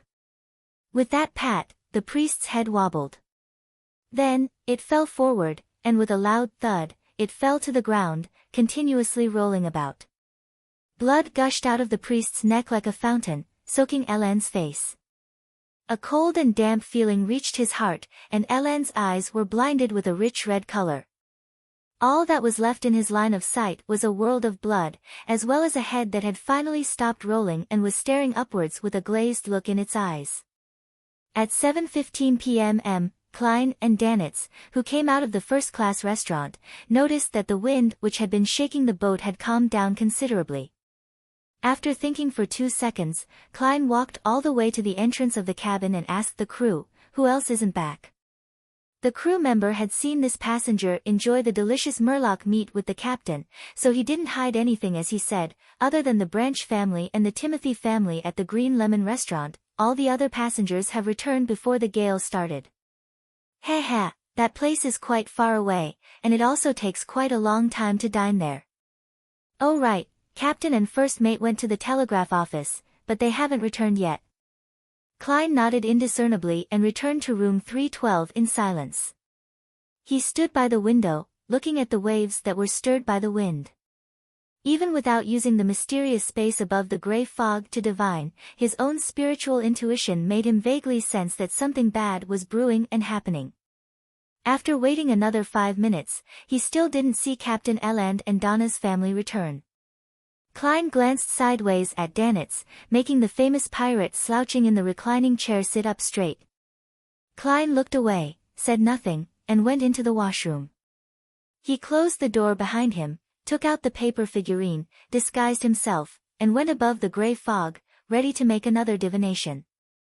Before, he had considered the potential risks of Bansi Harbor, but now, after the wind had picked up, he intended to confirm the current level of danger. Bansi Harbor is dangerous. Klein held the spirit pendulum and began to recite the statement in a low voice.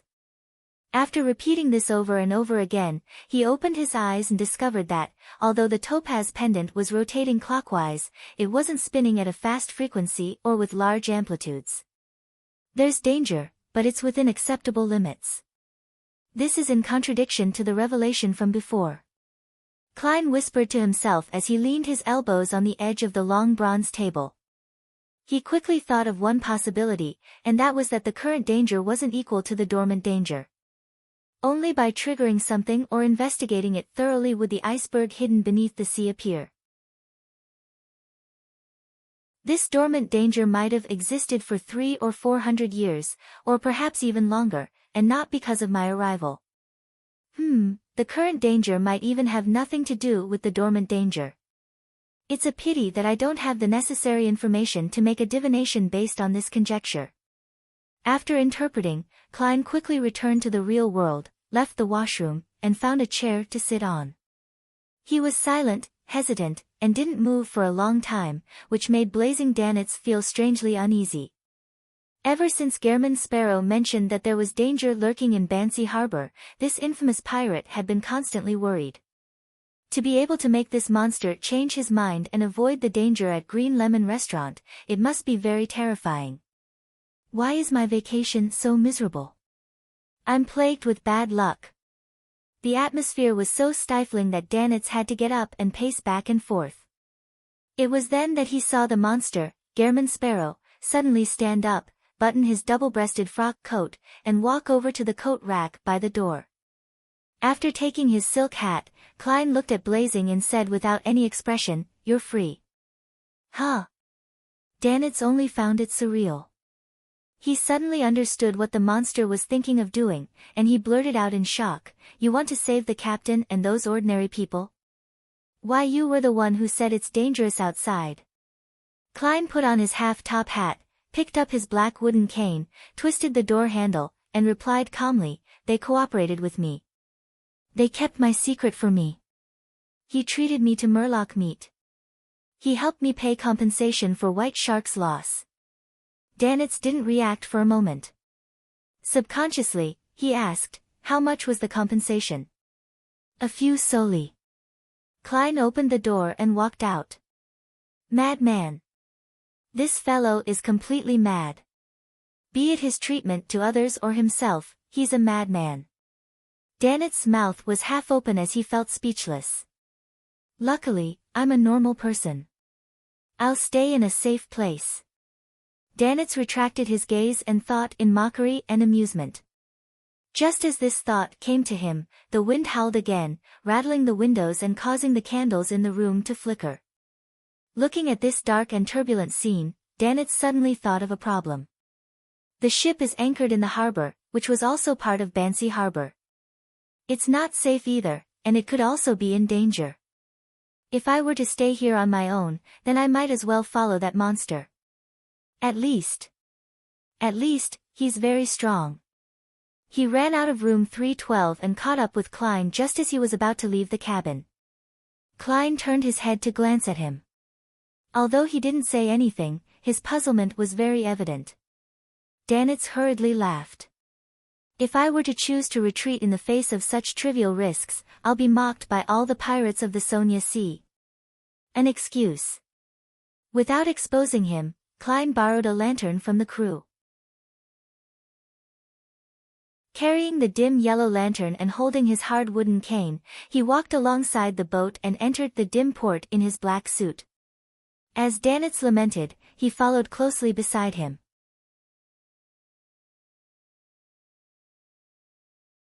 Chapter 508. Don't go out. Unlike mainland cities such as Backlund, Tingen, and Pritz Harbor, colonial islands such as Bansi Harbor lacked gas.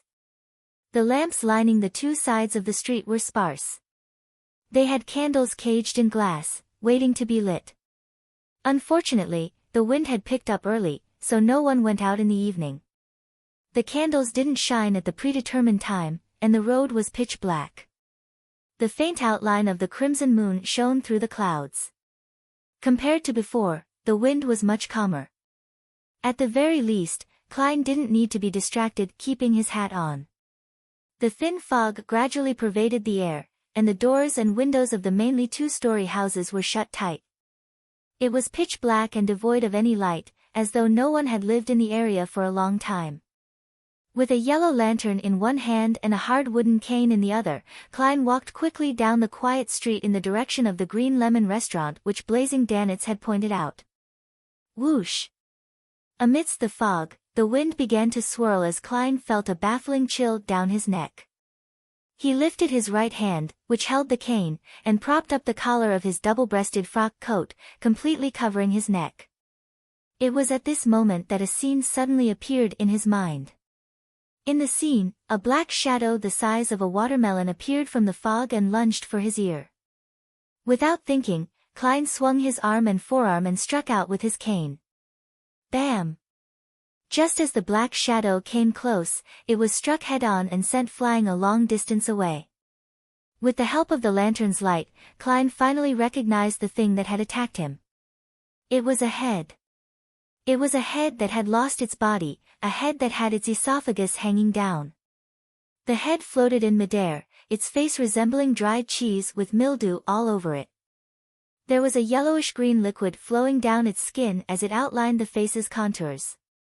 There were only two black holes left where its nose was supposed to be. Its bulging eyes were mostly white without much black.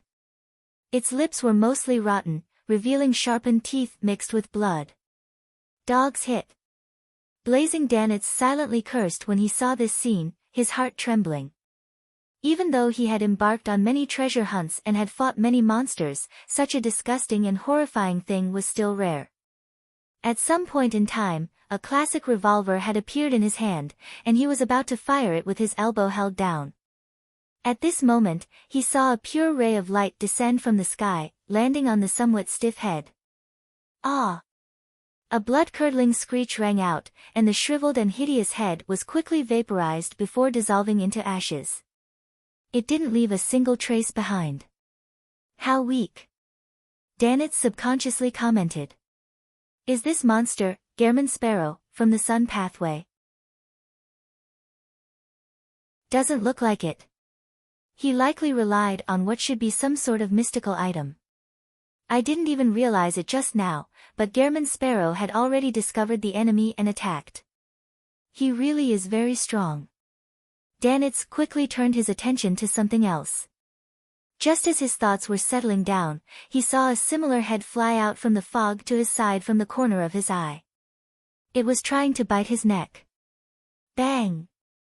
Danitz calmly pulled the trigger. The brass bullet accurately hit the head covered in mold, shattering the head's glabella as it fell backwards and stopped in midair.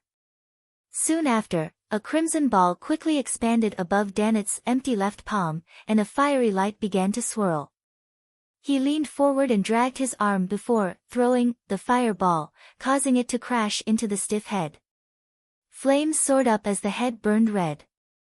The skin on the head quickly charred, emitting a sizzling sound. However, it lunged forward with its mouth wide open, ready to bite Danet's neck as though it wasn't affected. This turn of events was somewhat out of Danet's expectations. He nearly failed to dodge in time, and he hurriedly rolled forward, barely dodging fatal damage. A bright scarlet color appeared on his left palm once again, but the flame didn't expand this time. Instead, it shrunk, layer by layer. Within a second, Danet threw out the orange fireball, which was only the size of an eye, while dodging. The fireball was controlled by his spirituality. It drew an arc in the air and accurately flew into the mouth of the shriveled head.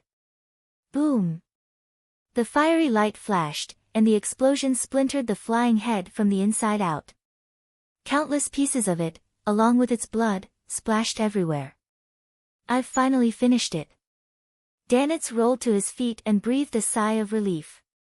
Only then did he realize that this monster which only had a head wasn't easy to deal with. Yet, Gehrman Sparrow had killed one with ease. It's mainly because the Beyonder powers in the Sun domain restrain such things. Danet added scornfully in his heart. As he thought of this, he turned his head to the side and realized that Gehrman Sparrow hadn't waited for him. With his cane and lantern, he was jogging into the distance, his black coat fluttering behind him slightly. "Dogs hit. Wait for me. Wait for me." Danet's pupils contracted as he widened his pace to chase after the man. He didn't dare to stay on his own in the thin fog and dim surroundings.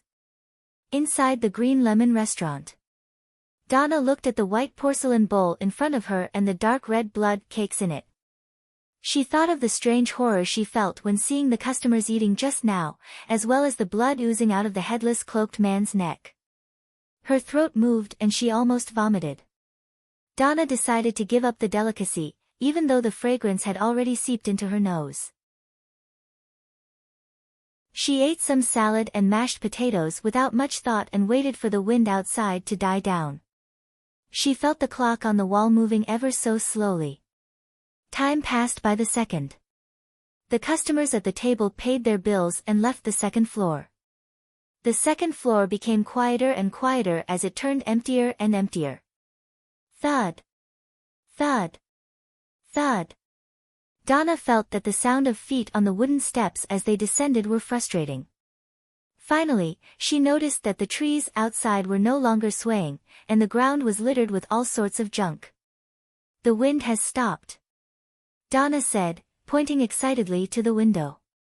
Her father, an import and export merchant, Ertie Branch, pinched his forehead and growled, "Where's your table manners, Donna?"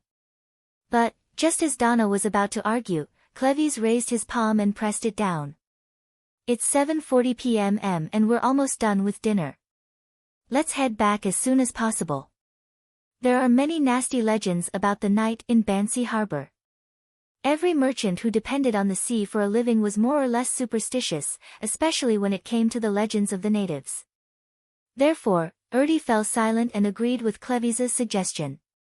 He quickly foot the bill and led his family and bodyguards down to the first floor. Cleves was about to open the door to find his way when a creaking sound came from a nearby room. Donna almost screamed out in fright and gripped Denton's hand tightly. A figure walked out, glanced at them, and calmly said, "It's fogged up. It's best not to go out." The figure wore a black tailcoat without a hat. There was a pair of glasses on the bridge of his nose. His face was fleshy and almost circular. "What are you trying to convey, Mr. Fox?" Cleves recognized him to be the owner of the Green Lemon restaurant. Fox said without much of an expression, "In Bansi, during the nights when the fog and weather drastically changes, it's best not to go out or respond to any knockings. Otherwise, one might encounter bad things." The more Donna listened, the more scared she became. She loudly emphasized, "People have already left ahead of us."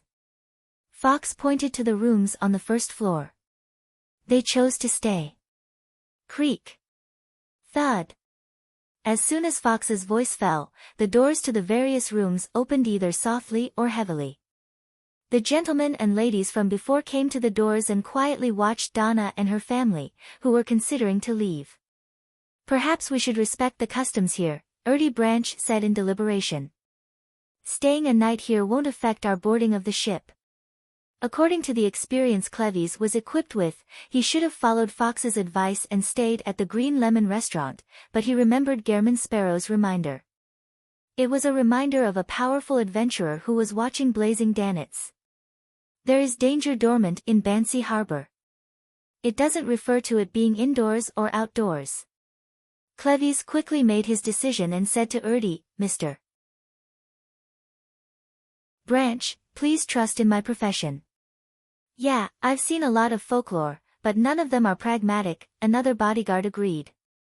Before he finished his sentence, knocking sounds came from the restaurant's door and a series of screams could be heard from afar.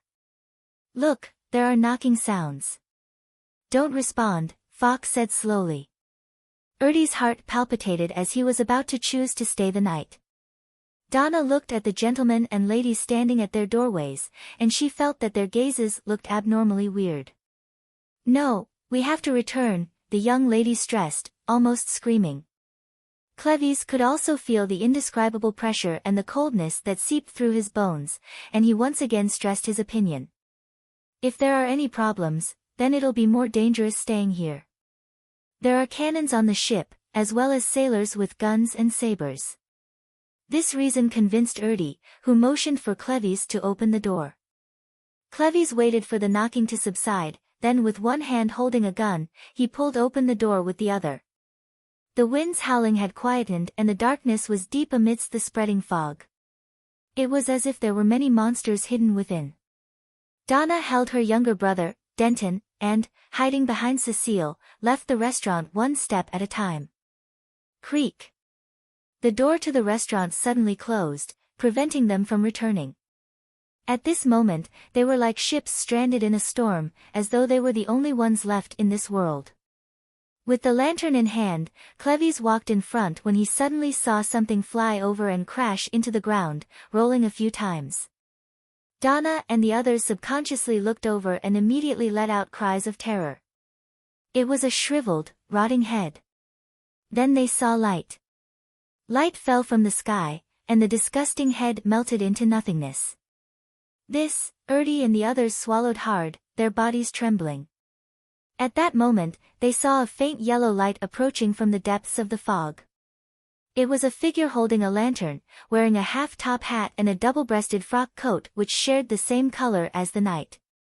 The lines of his face were distinct, and there was an obvious sharpness in the coldness.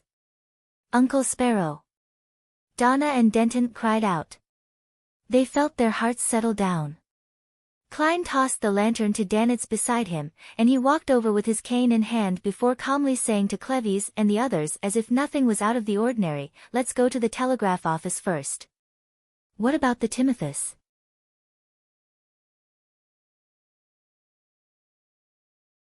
Chapter 509, Request, Timothus. "They're still in the restaurant," Ertie Branch subconsciously replied.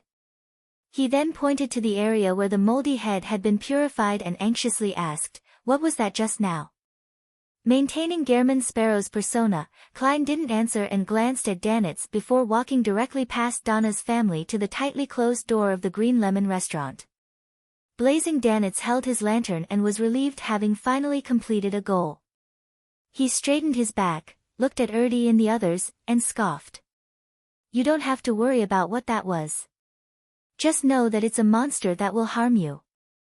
If Gairman Sparrow wasn't only a few meters away, he even wanted to proclaim, "Only I, Lord Blazing Dannets, can protect you." Cleves exchanged glances with Cecile and Teague before taking the initiative to step forward.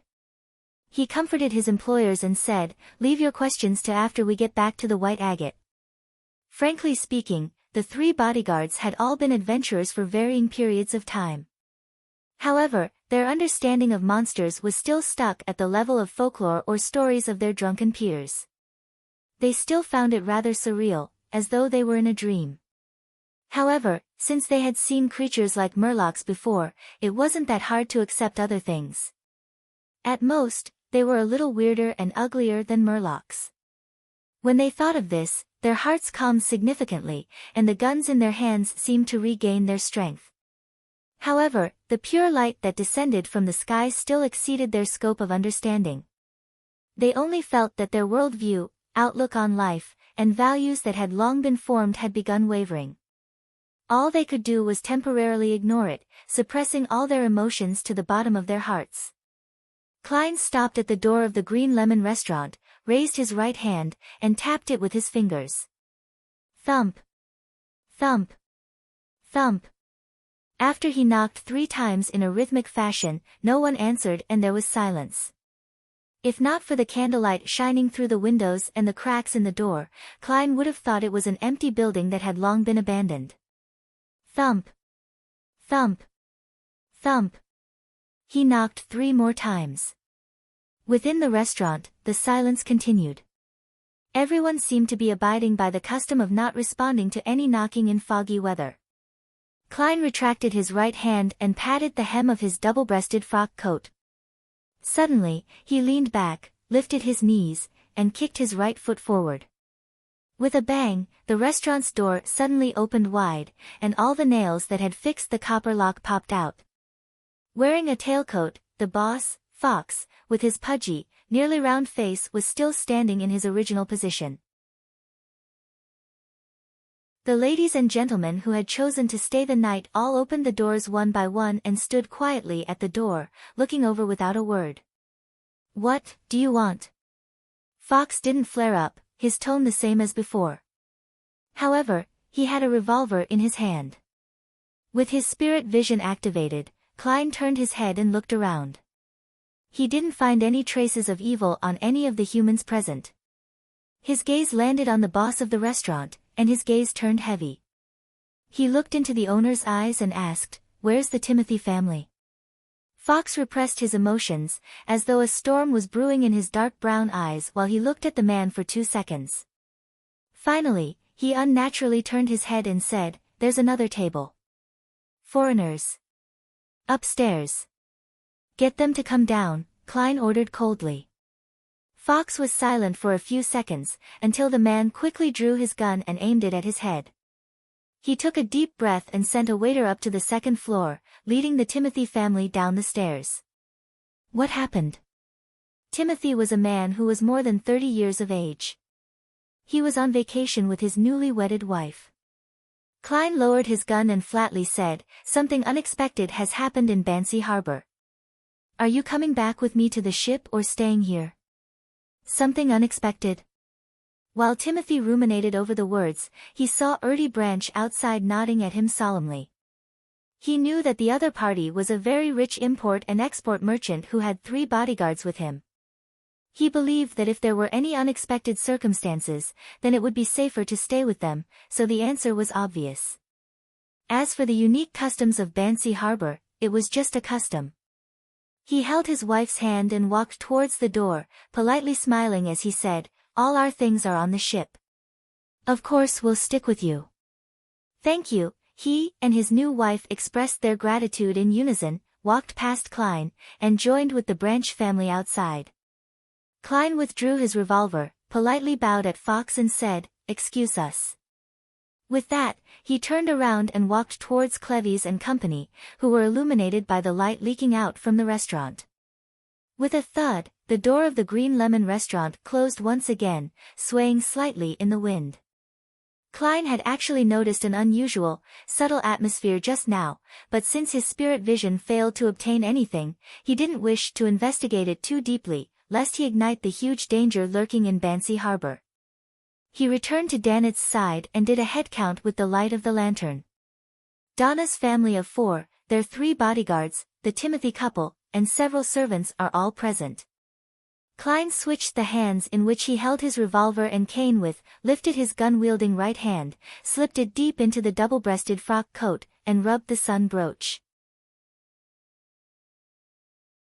With a flash of dark golden light, an invisible force quickly spread outwards, flooding everyone present like a wave. Instantly, Donna and the others felt as if they had arrived in the south, like they were bathing in warm sunlight that dispersed the cold chill within their bodies. They were no longer as nervous and worried, as if they had found their courage again. The remnant black colors obtained from the special cured meat from Demir Harbor quickly disappeared along with the extremely minute amounts of wicked feelings. Sun Halo was able to enhance the courage of one's companions within a 20-meter radius and purify any evil forces within them. With the help of the brooch and while under the control of Klein's spirituality and psyche, he could use the power of the sun to bypass any targets he didn't wish to help. Let's head to the telegraph office first. Klein repeated himself as he held his cane in his left hand and his revolver in his right. After getting his bearings, he proceeded forward. Danitz followed his directions and walked diagonally to the side. Clevis, Cecile, and Teague very professionally took charge of security for the other two flanks. With a party of more than 15 people, it's easy for us to suffer losses once we're attacked. Moreover, only Blazing can truly be considered a helper. What should I do? Thinking back to the monsters he had encountered, Klein suddenly slipped the revolver back into his underarm holster and handed the cane to his right palm. He reached into his pocket with his left hand and removed the wall of spirituality around an iron cigar case. He took out Azek's copper whistle and held it in his hand, occasionally tossing it up. He believed that such an action would divert the attention of the undead monsters which only had one head left from the others, leaving the brass, ancient whistle as the only thing in their eyes. This way, I don't have to worry about not being able to rescue them in time. That's the effect of an MT. Klein sighed and quickened his pace. At this moment, 3 shriveled heads covered in mold flew out from the thin fog in front of him. They charged towards Klein from different directions like arrows, completely ignoring the existence of the other delicious meat. 3. Danitz's pupils contracted, a little worried that Gehrman Sparrow would end up flustered, but he also looked forward to seeing his true strength. 3.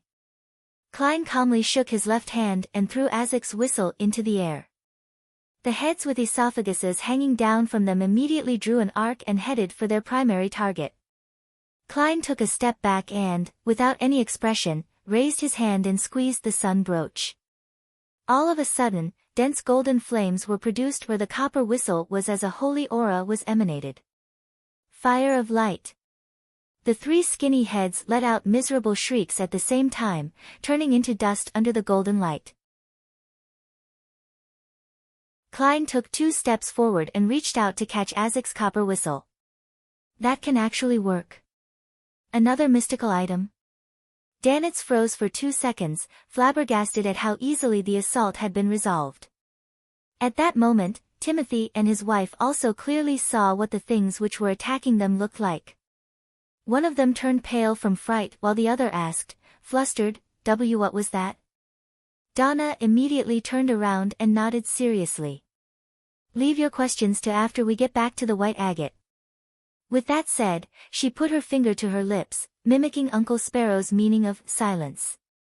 Remembering the holy aura displayed by the young man in front of him, Timothy swallowed hard and pulled at his wife's hand. He fell silent while remaining alert, and his servants had no choice but to obey upon seeing this. The group continued on through the moonlit streets. The lights of the houses on either side of the streets were extinguished, leaving only darkness behind the oriel windows. Donna felt as if pairs of eyes were following her and the others, but for some reason no one showed up. They must all be afraid of Uncle Sparrow. She held her brother's hand tight and walked amidst the protective circle of her parents. Suddenly, a figure appeared at the side of the street.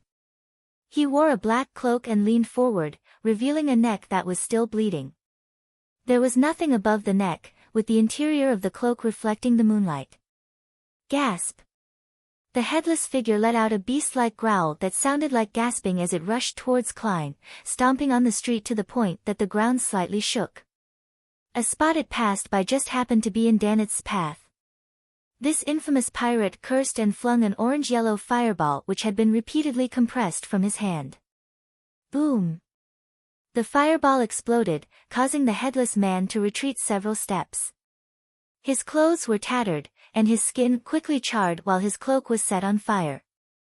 However, to the monsters that had already lost their lives, this wasn't a serious injury. And in that instant, with a crisp crack, the scarlet flame on the black cloak suddenly soared into the air, as if it were blooming. Klein, in his coat, jumped out of the flames, borrowing the momentum from his fall and his own strength in order to stab the cane he held in both hands directly into the headless man's neck. Splat! The cane sank into the headless man's body and emerged from his crotch. Bam! Klein's back muscles bulged, forcefully throwing the headless monster to the ground. Taking advantage of this opportunity, he stood behind the monster and continued to grip the cane tightly while he poured his spirituality into the sun brooch.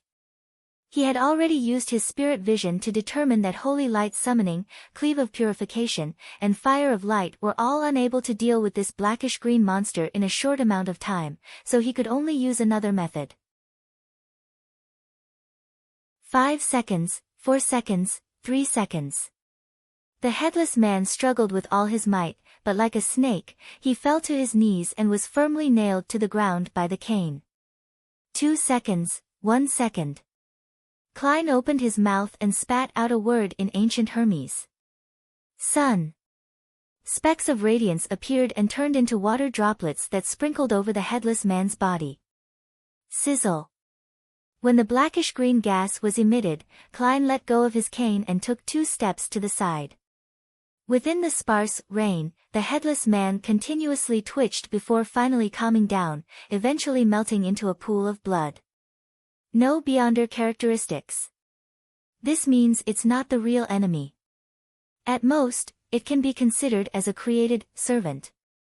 Klein withdrew his cane, turned, and walked back to the group. So cool. Denton let out a belated cheer. Donna's eyes sparkled. He was still borrowing the powers of a mystical item. However, his phasing away during the flames has indicated his true strength. He really isn't easy to deal with. Blazing Danitz retracted his gaze, feeling that his decision not to mindlessly run off had been extremely wise. 7 or 8 minutes later, the group that cleared out 2 more waves of monsters arrived at the Bansi Port's telegraph office. Cleves took the initiative and knocked on the door. Who is it? A gentle female voice came from inside. We're looking for the captain of the White Agate, Mr. Eland, Cleves answered through the door. In the quiet night, the woman's voice spoke at a moderate pace. He and his first mate went next door to the cathedral. The person speaking sounds odd, or is she like that only on similar nights? Klein flicked a gold coin and confirmed that she wasn't lying. As they were preparing to leave, the female voice in the telegraph office hesitated and said, Can you guys help me take note of someone? He's my colleague. He went out before the wind started tonight, and never came back. His name is Pavo Court.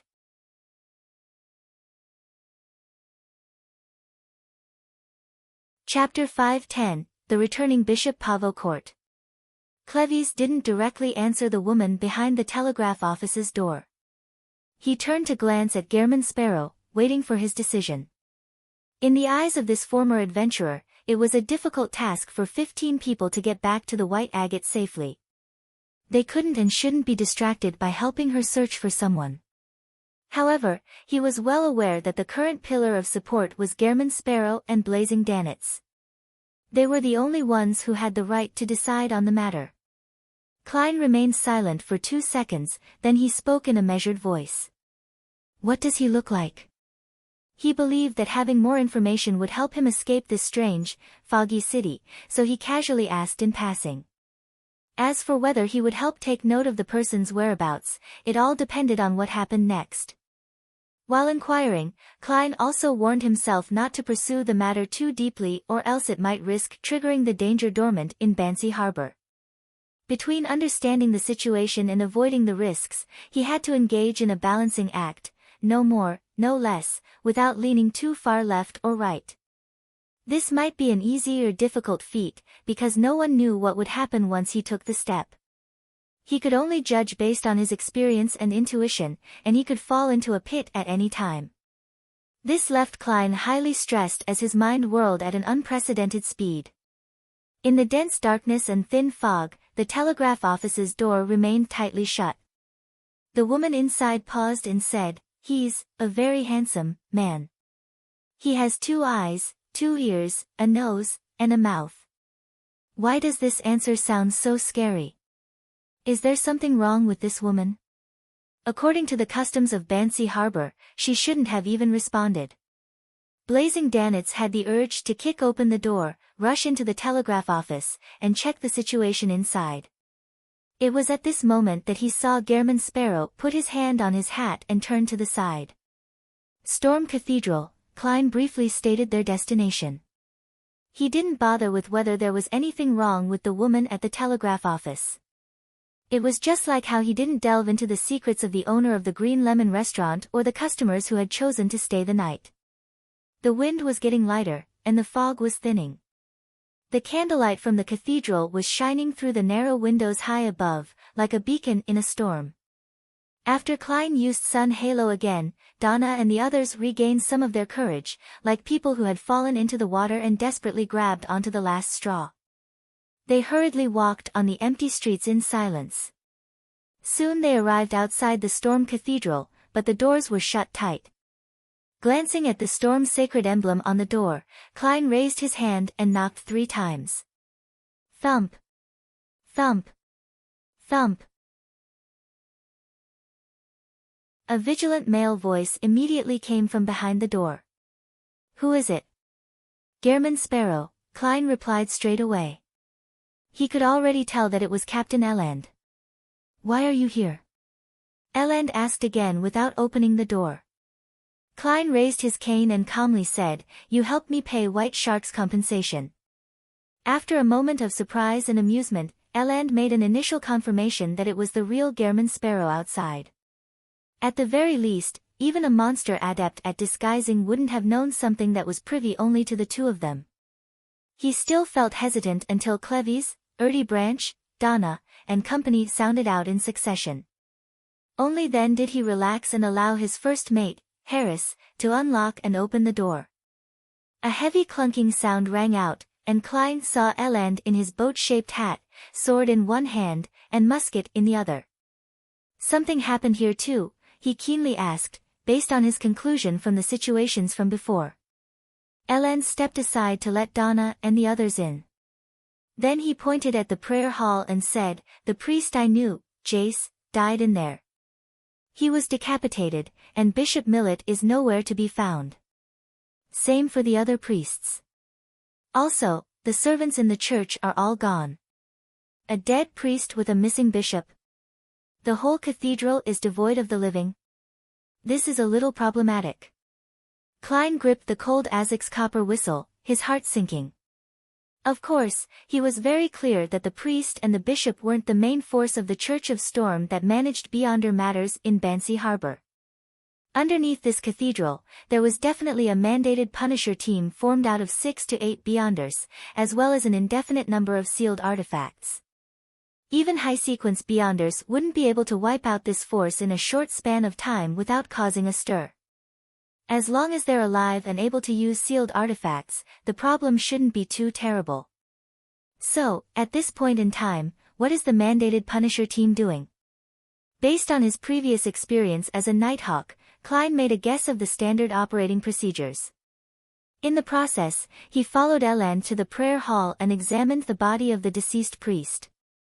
Jace died a tragic death, as if his head had been decapitated while he was still alive. Unlike the monsters outside, his esophagus and head were separated. With Klein's spirit vision, this priest no longer had any remnant spirit. It would be very difficult to have a successful spirit channeling ritual.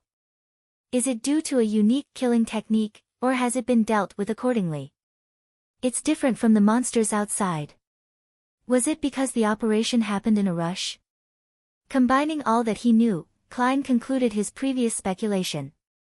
He felt that there were 2 possibilities.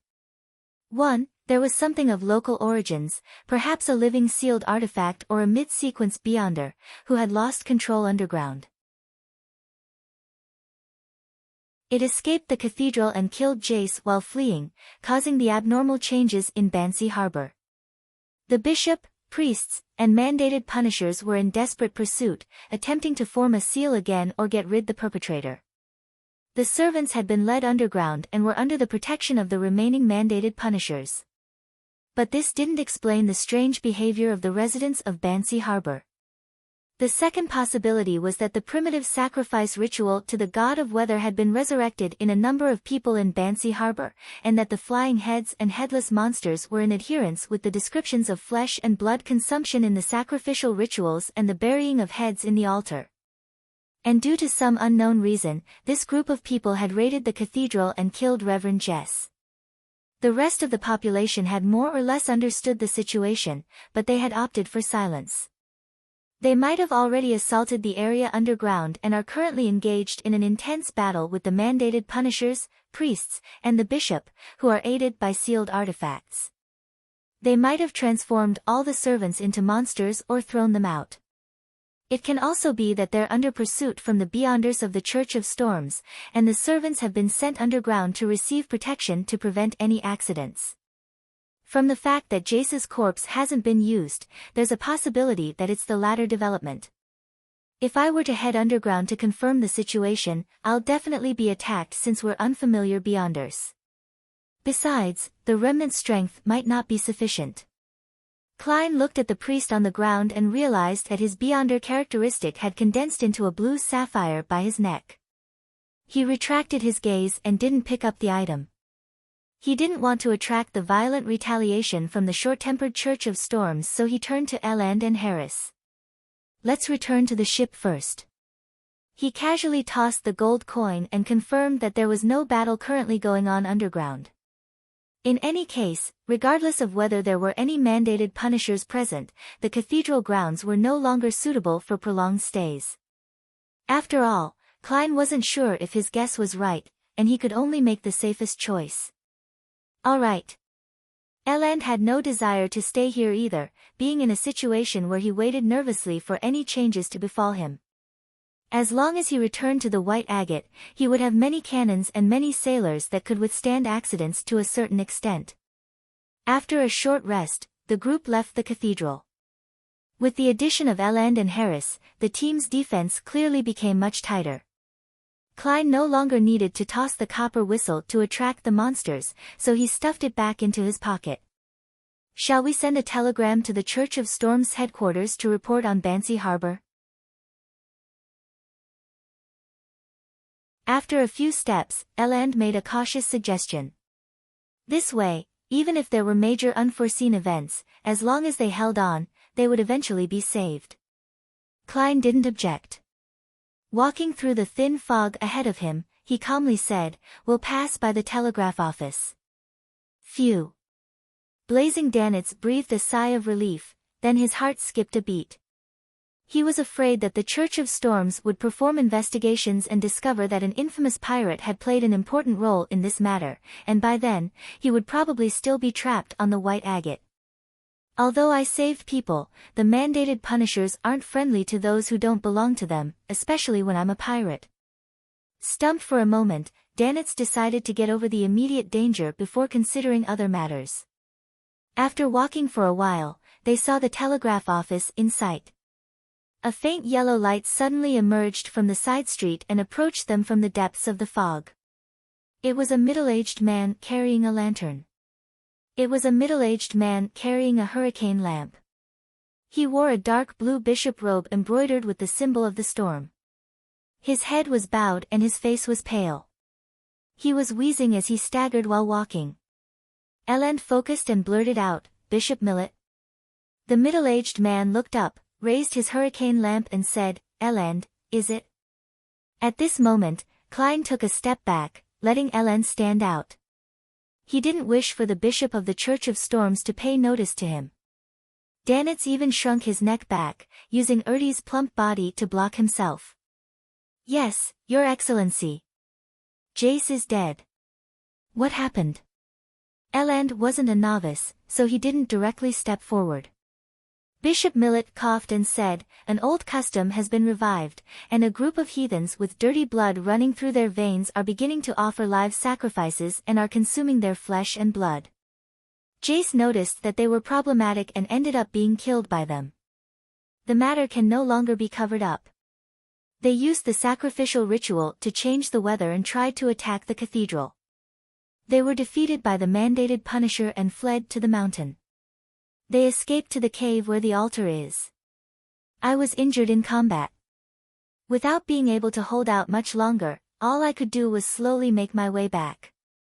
Just as he finished speaking, a bright ball of light burst out of the distant fog, as if countless bolts of lightning were striking down. With the help of this light, Klein and the others could see the fog-covered mountain range by the shore, as well as the peak which was connected to thunderstorms. To a certain extent, this confirmed Bishop Millet's claim. Eland was about to step forward to support the Storm Bishop when he saw Gehrman Sparrow take out a gold coin and mutter in a low voice, "He has ill intentions." Ding! The gold coin flew up and then tumbled in the air before landing in Klein's palm, heads facing up. It meant a positive result.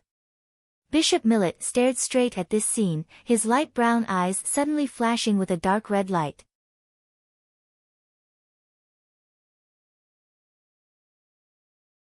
Chapter 5:11, Snitch Halo, Whoosh.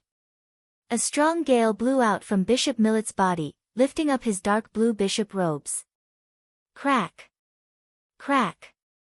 Crack! Crack! Crack! The branches of the nearby trees snapped as they flew into the air. Donna's body involuntarily rose a few meters into the air before being thrown out several meters. Her body ached all over when she fell to the ground. It wasn't just her, Cecile, Denton, Timothy, Harris, and the others were all blown up by the wind and landed in different spots. Only Cleves, Teague, and Erdy, either because of their training or abnormally heavy weight, staggered to the ground and tumbled a few times. Eland, who was facing Bishop Millet directly, did a series of retreating and backward somersaulting actions, dodging the incoming blow from the wind. Klein and Danitz didn't attempt to resist it head-on, instead, they flew backward like kites. Although they looked like they were about to collapse to the ground, they ultimately managed to keep their balance. As soon as the hurricane stopped, 6 figures emerged from the dispersing fog. They were all wearing black cloaks and were headless. Left with only bleeding necks, their hoods were supported up by the eddies of the hurricane. Gasp! Gasp! Their throats emitted the low grunts of a beast like the moment before they were ready to attack. So. A series of thin and sharp wind blades shot out, leaving a clear and deep rift where Klein was somersaulting. Tap! Tap! Tap! From both sides of the lantern-wielding Bishop Millet, whose dark blue bishop robe had flared up slightly, 6 headless men rushed at Klein, Eland, and the others, stomping on the ground until it trembled. One headless monster is already hard enough to deal with, but now there are 6 of them. And there's even a bishop who's obviously corrupted. When Blazing Danitz saw this scene, he couldn't help but feel his scalp tingle. At this moment, a bronze beam streaked past his eyes and shot into the distance. Dang! Dang! Dang! Azek's copper whistle dropped to the ground and bounced a few times. With a whoosh, the 6 headless men changed direction at the same time, rushing towards the location where Azek's copper whistle came to a stop, leaving Bishop Millet standing alone in his original spot. Klein seized the opportunity, lifted his left hand, tearing off the sun brooch inside his coat, and threw it to Captain Eland who was closest to him. He shouted succinctly, "Inject your spirituality." 5 seconds. Holy water. After saying this, he ignored his silk top hat that had been blown away, and instead, he bent his body, dashing towards Bishop Millet in a zigzag manner. So. One after another, wind blades were shot out in close succession, all of them aimed at Klein. In a flash, the ground showed signs of being cut and slashed.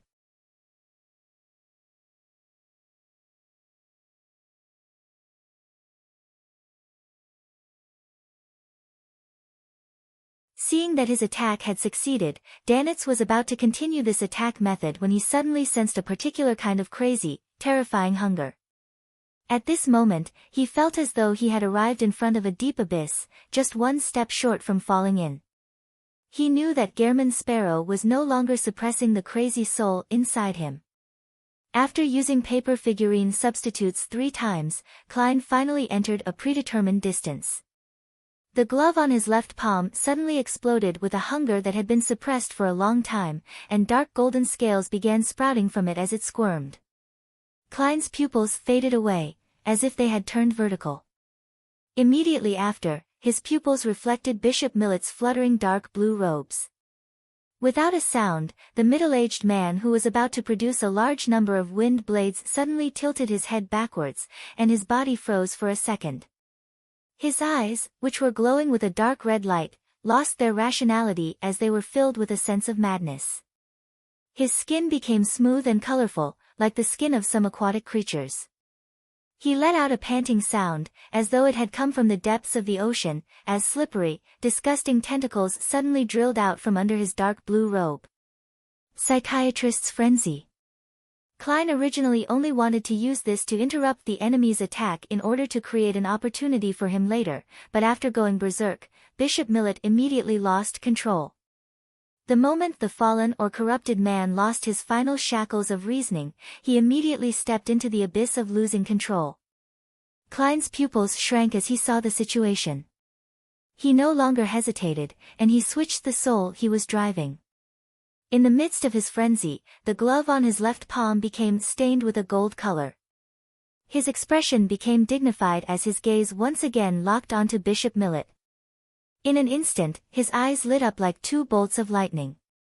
All of a sudden, Bishop Millet let out a blood-curdling screech, his palms and tentacles retracted as he covered his head. His psyche had been penetrated, causing him indescribable pain. Interrogator. Klein pushed himself up with his right hand, and his left hand lit up with a resplendent brilliance. Right on the heels of that, he leaned back and opened his arms as if to embrace the sun.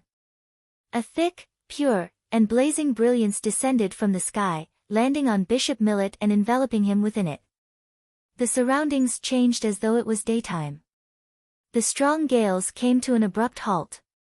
Sequence 5 Priest of Light. Bishop Millet's body began to evaporate, first his skin, then his tentacles, and finally his flesh. By the time the brilliant pillar of light disappeared, he no longer looked human. Instead, he had turned into a monster made of bones and flesh.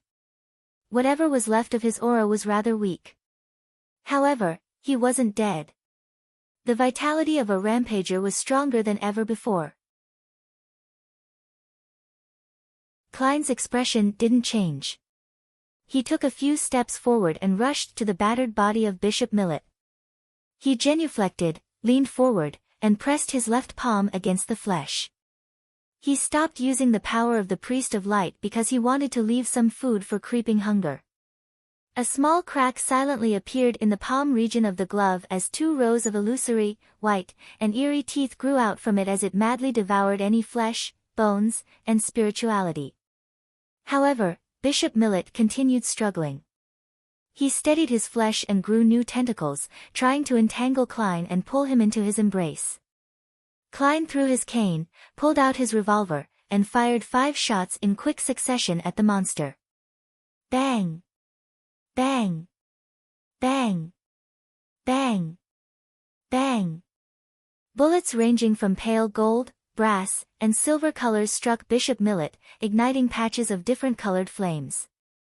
Bishop Millet let out a blood-curdling screech once more, one that came from his soul.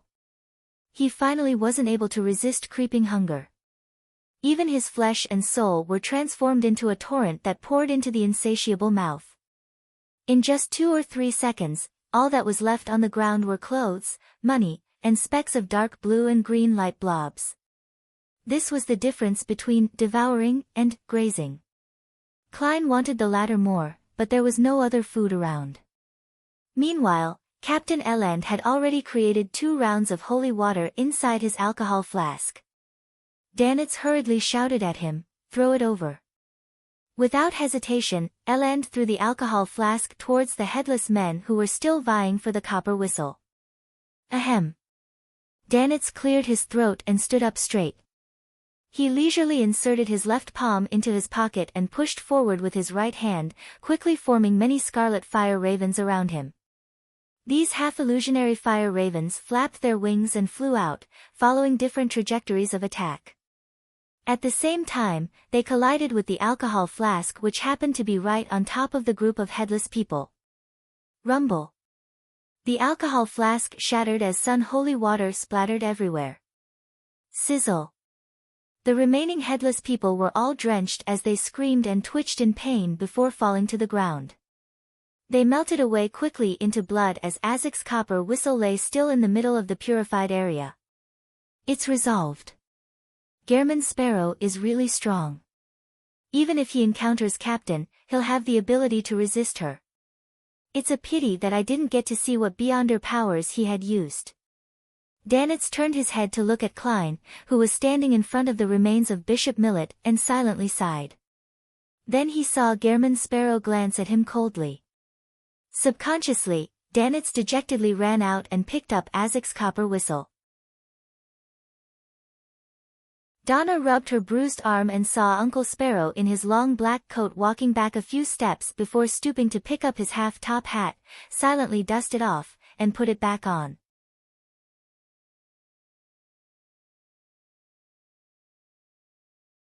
Chapter 5:12, The End of Things.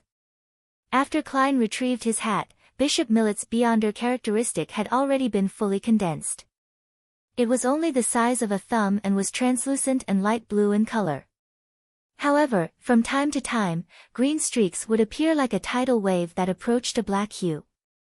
Opening the revolver's cylinder, Klein shook it, dropping the empty shells that were either gold, silver, or brass in color to the ground, creating crisp tinkling sounds. Then, he calmly took out a speed loader he had prepared earlier and loaded other beyonder rounds bullet into the gun. After doing all this, he put away the revolver, bent over to pick up Bishop Millet's beyonder characteristic, and stuffed it into his pocket without paying too much attention to it. Klein picked up his cane and turned back to the group after taking a few steps.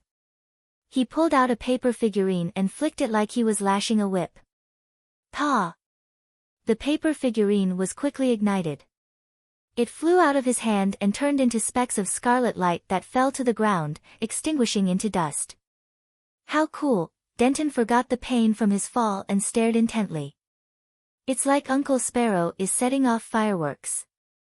Donna nodded in agreement with her brother's words. After using paper figurine substitutes to interfere with the information and traces in the area, Klein looked in the direction of the way back and said calmly and concisely, "Leave this area." With that, he turned around and walked away at a leisurely pace. He took the sun brooch and Azek's copper whistle from Eland and Danitz respectively. Erdi and the others didn't make useless comments, nor did they cry out in pain. They followed quietly behind. In the battle just now, they had fully witnessed the uniqueness of beyonders, especially Danitz's flaming powers. It was the most eye-catching and obvious. It left them a deep impression, making them fully realize that this wasn't something ordinary people could intervene in. All they could do was abide by the instructions and follow closely behind. Only by doing so could they guarantee their survival. Compared to Danitz, the battle between Klein and Bishop Millet mainly involved invisible wind blades and the truly intangible psyche domain. Other than the holy light that seemed to descend from the gods and the frightening sight of Bishop Millet's loss of control, the entire battle seemed completely calm, so it didn't deliver a shock to the onlookers. As they passed by the area they had just been in, Cleves, Cecile, and the others suddenly stopped in their tracks. They saw the ground covered with dense cracks everywhere. They instantly understood one thing, and that was that Gehrman Sparrow's battle with the fallen bishop was many times more harrowing than the other performance. A sense of horror and security arose at the same time as all of them quickened their pace. 20 or 30 seconds later, Klein stopped on the street outside the telegraph office. He said to Captain Eland in a deadpan manner, "Do you want to send a telegram?" After saying that, he couldn't help but remind him, do not force your way in. All right. On this strange night, Eland was just as cautious. He took a few brisk steps to the telegraph office and knocked on the door 3 times. Thump. Thump. Thump. Amidst a slightly muffled sound, someone from inside asked, "Who is it?" Klein, who was already on guard, suddenly frowned, because the one who spoke was a man. Eland was also puzzled. "I want to send a telegram." "Who are you?" "I remember the person on duty was a lady before." The man inside replied calmly, "I'm Pavo Court, Melanie's colleague." "She's right, next to me." "She's fine." Just as Pavo Court finished speaking, the female voice from before immediately followed up, "Yes. I'm doing very well. You don't need to take note anymore. Pavo Court is back. Pal, doesn't your folklore say not to answer or open the door? How did Pavo Court get in?" Klein resisted the urge to question her. Eland took a step back and cleared his throat. "I'd like to send a telegram to the headquarters of the Church of Storms." "I'm sorry. But we can't open the door," Pavo Court replied without emotion. Eland also felt the strangeness of the matter and didn't dare to force it. Instead, he proposed an alternative plan. "Can you send it for me and pass the draft to me through the crack in the door? The content is about the abnormal changes in Bansi Harbor, and the death of Bishop Millet and Priest Jace. It shall be signed off with Eland." "All right." Melanie's voice trailed off, as if she'd returned to the telegraph machine. After waiting for a while, he heard tapping sounds, and before long, a copy of the telegram draft was extended out from the gap under the door. Eland bent down to pick it up, resisting the urge to peek through the cracks. He looked at the telegram draft, and his nose suddenly twitched. He smelled a faint scent of blood on the paper. He tilted his head and looked at Gehrman Sparrow, using his eyes to inform him that there was a problem with the telegraph office. However, he was met with a deep and unperturbed gaze, as well as words that were said in a calm and indifferent tone. "Return to the ship." After throwing this sentence out, Klein turned around immediately and walked towards the end of the street, his figure gradually blending into the thin fog. Carrying a broken lantern, Danitz immediately followed after him. Without any hesitation, Donna and the others did the same. After pondering in silence for 2 seconds, Eland took the telegram draft and ran after the group. No other sounds came out from the telegraph office anymore. It was unusually quiet. Perhaps due to the extermination of the fallen Bishop Millet, Klein and the others didn't meet any more headless people in black cloaks on their way back. Moldy heads were only seen twice, and they were easily dealt with. After walking for an unknown length of time, they finally saw the dock and the white agate which had candlelight seeping out. This sight made Erdi and the others regain their strength. They transitioned from a brisk walk to a jog, all the way until they reached the bottom of the gangway. Klein stood guard below them with his blood-stained cane until everyone was on board, then with a tug, he jumped and arrived on the deck with just a few steps. At that moment, Eland had already begun to gather his first mate, second mate, bosun, gunner commander, and other subordinates. He got them to gather the sailors, adjust the cannons, and prepare to depart at any moment. Although leaving the port at night had non-trivial security risks, it would be the best way to avoid danger if the situation worsened. Uncle Sparrow, Donna held her brother by the hand and trotted to Klein's side, plagued by a bellyful of questions. Klein nodded, pointed to the cabin, and said, "Go back to your room first. We'll talk about it tomorrow. The danger hasn't been averted." Donna nodded obediently. Together with Denton, she put her index finger to her lips. "Sure." After the Branch family and the Timothy family entered the cabin, Klein walked over to Eland, took out Bishop Millet's Beyonder characteristic, and threw it to him. "If there are still mandated punishers alive, return this to them." The beyonder characteristic left behind by a bishop who might have been a sequence 6 would definitely be pursued by the Church of Storms, and everyone on the white agate would be a target of suspicion. Klein didn't want to be wanted by the number 1 power at sea as soon as he set sail.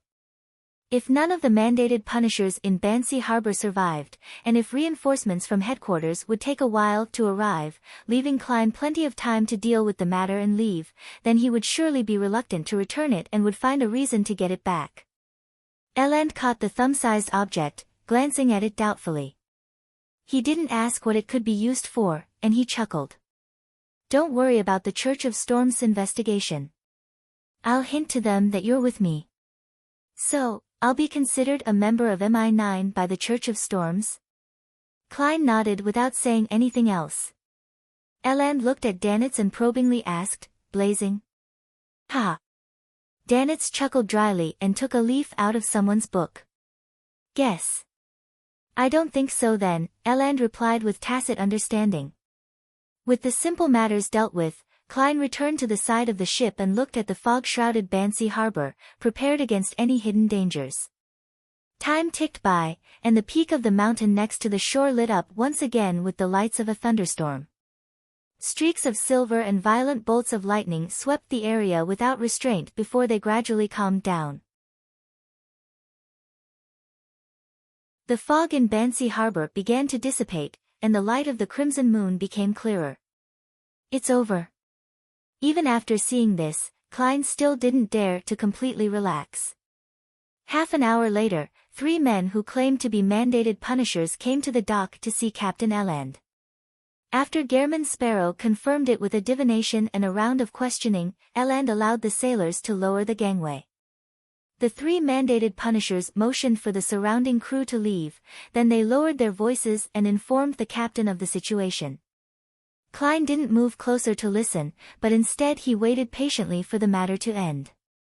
A few minutes later, Eland returned Bishop Millet's remaining characteristic to the mandated punishers and watched them leave the white agate to deal with the rest of the mess. Phew. Eland exhaled and came to Klein's and Danitz's side. He casually said with a tinge of lingering fear, the matter has been resolved. There aren't any problems. Has it really been solved?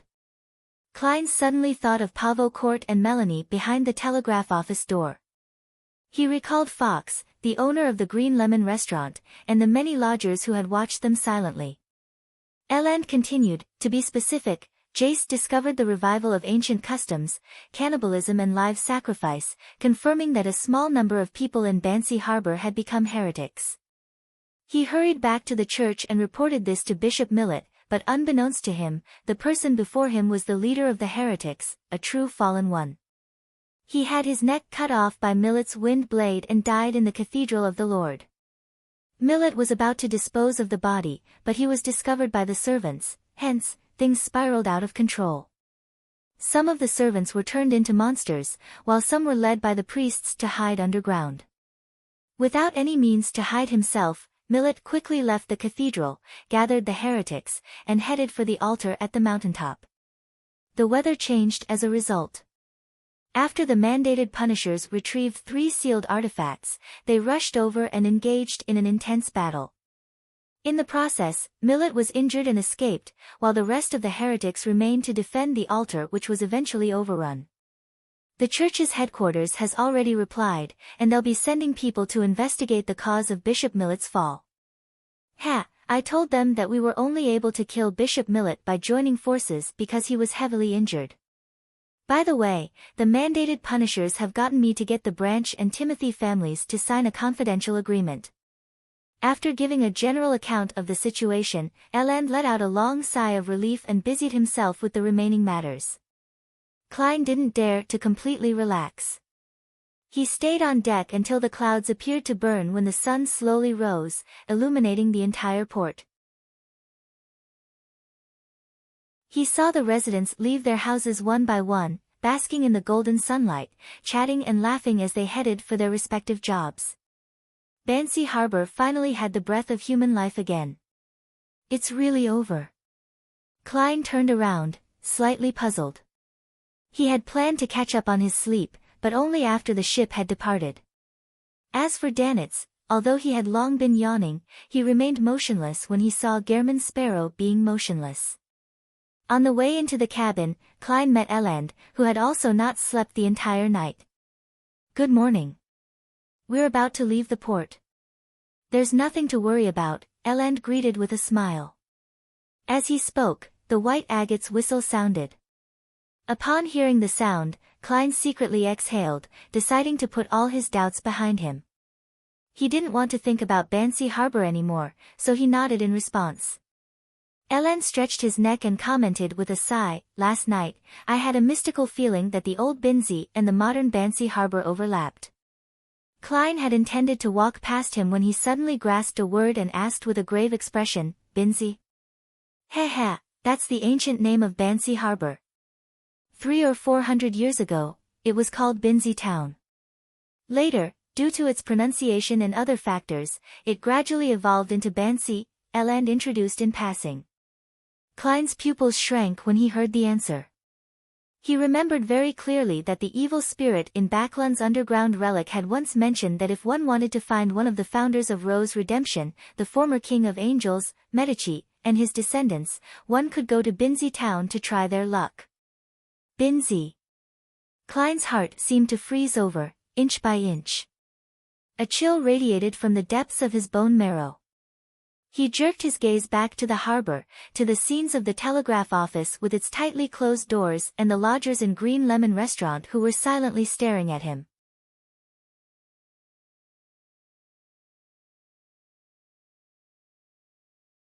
Chapter 5:13, Intimidation. If I had probed deeper, then there might be a high probability that I would have attracted the Rose Redemption or even a hidden red angel.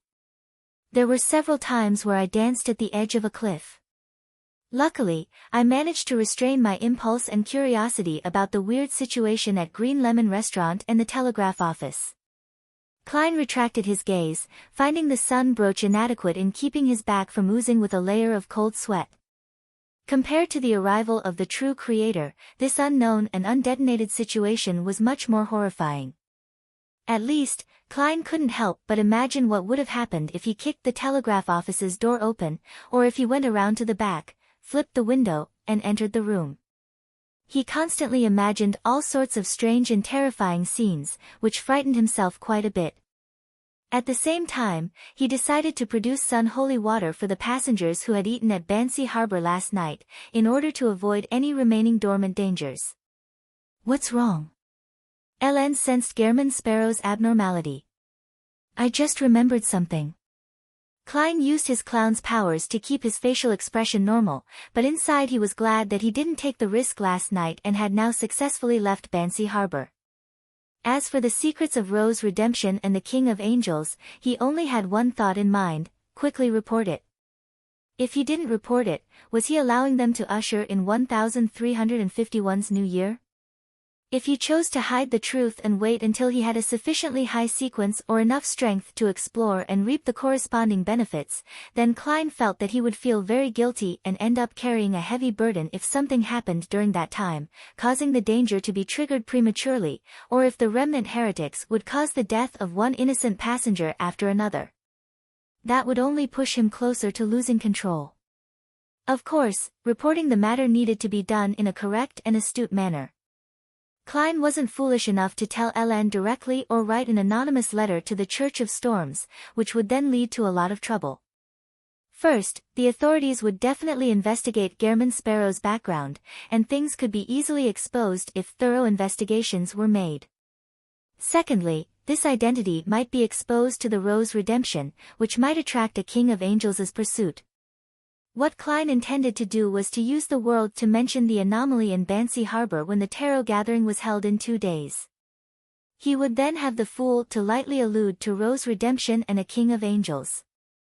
As a member of the Church of Storms, the hanged man would naturally know what to do next. This would be a chance for him to perform a deed of merit. As for the blood of the direct descendants of the Medici family, Klein didn't even consider it, because neither he nor Miss Sharon had the intention of rescuing the evil spirit in the underground relic. Noticing that Gehrman Sparrow obviously didn't want to mention his past, Ellen chuckled, took out a small black wooden box, and tossed it over. Klein reached out and caught it, using his eyes to express his puzzlement. The bladder of the murloc. It can be used to make items. It's very useful at sea. The beyonder ingredient of a murloc. Worth more than 150 pounds. The captain sure is generous. Klein had almost forgotten how Gehrman Sparrow should react. Fortunately, he had a lot of experience in acting. He immediately sank his face and said, "I didn't save you for a reward." Elend laughed and said, "I'm not giving you this in return for saving me. Aren't we friends now? Isn't it normal to help a friend make up for his shortcomings when he doesn't have such items?" What he said makes sense. There's no way to refute him at all. Klein held onto the small black box and remained silent for a few seconds. Finally, he nodded. Elend covered his mouth as he yawned before taking off his boat-shaped hat. "I need to return to my room to catch up on my sleep. See you at noon." Klein waved politely and led Danitz towards room 312. He saw that Donna and Denton were up early and waiting at the door. "Uncle Sparrow, what's that in your hand?" Donna asked curiously. Klein didn't say anything and directly opened the lid of the small black box. The interior was lined with a layer of black velvet, and sitting in the middle was a round, gem-like, transparent object. It had a blue, aqueous luster that swirled outwards. That day, the murlocs. Denton thought for a moment. Bladder. At this moment, at Klein's signal, Danitz opened the door. Donna walked in briskly while stretching out her hand from behind her. She held a thick wad of cash that were a mix of 10-pound and 5-pound notes. "My father, my mother, Uncle Clevy's, and Uncle Timothy's family asked me to pass this to you. A total of 150 pounds. Donna smiled sweetly. "They said that this isn't enough to express their gratitude, it's just to replenish the supplies you used. Those things are expensive, right?" "Still all right." Klein thought for a moment, then he accepted the 150-pound gratuity so that Erdy and other ordinary people wouldn't feel uneasy. Seeing Uncle Gehrman Sparrow put the cash and the small black wooden box into his pocket, Donna was relieved that she had finally completed the task her parents had handed her.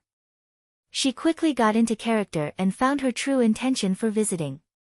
She asked curiously and fearfully, "Uncle Sparrow, what kind of monsters were those last night? Are ghost stories true? Were you born with the ability to jump out of the flames and let light descend? Is this magic, or witchcraft?" "Stop, stop, stop, you have too many questions." Klein, who couldn't stand the heat any longer, took off the sun brooch and threw it on the desk in the living room. He casually replied at the same time. "They're called beyonder powers, those that are obtained through certain rituals and potions. A lot of ghost stories have archetypes, and last night's monsters were created by an evil ritual. Ask him about the rest." Klein glanced sideways at Danitz. "How magical," Denton and Donna sighed. Then Donna said, her eyes shining, "Uncle Sparrow, you're just like the Superman described by Emperor Roselle. Can we also become people like you through rituals and potions?" Denton nodded heavily, echoing his sister's words, and both of them felt a surge of strong anticipation. At that moment, Donna noticed Gehrman Sparrow's eyes turn melancholic. Soon after, she saw the mouth of this magical uncle open up, revealing a somewhat strange smile. Klein said in a low voice, "This isn't something to be envied or anticipated.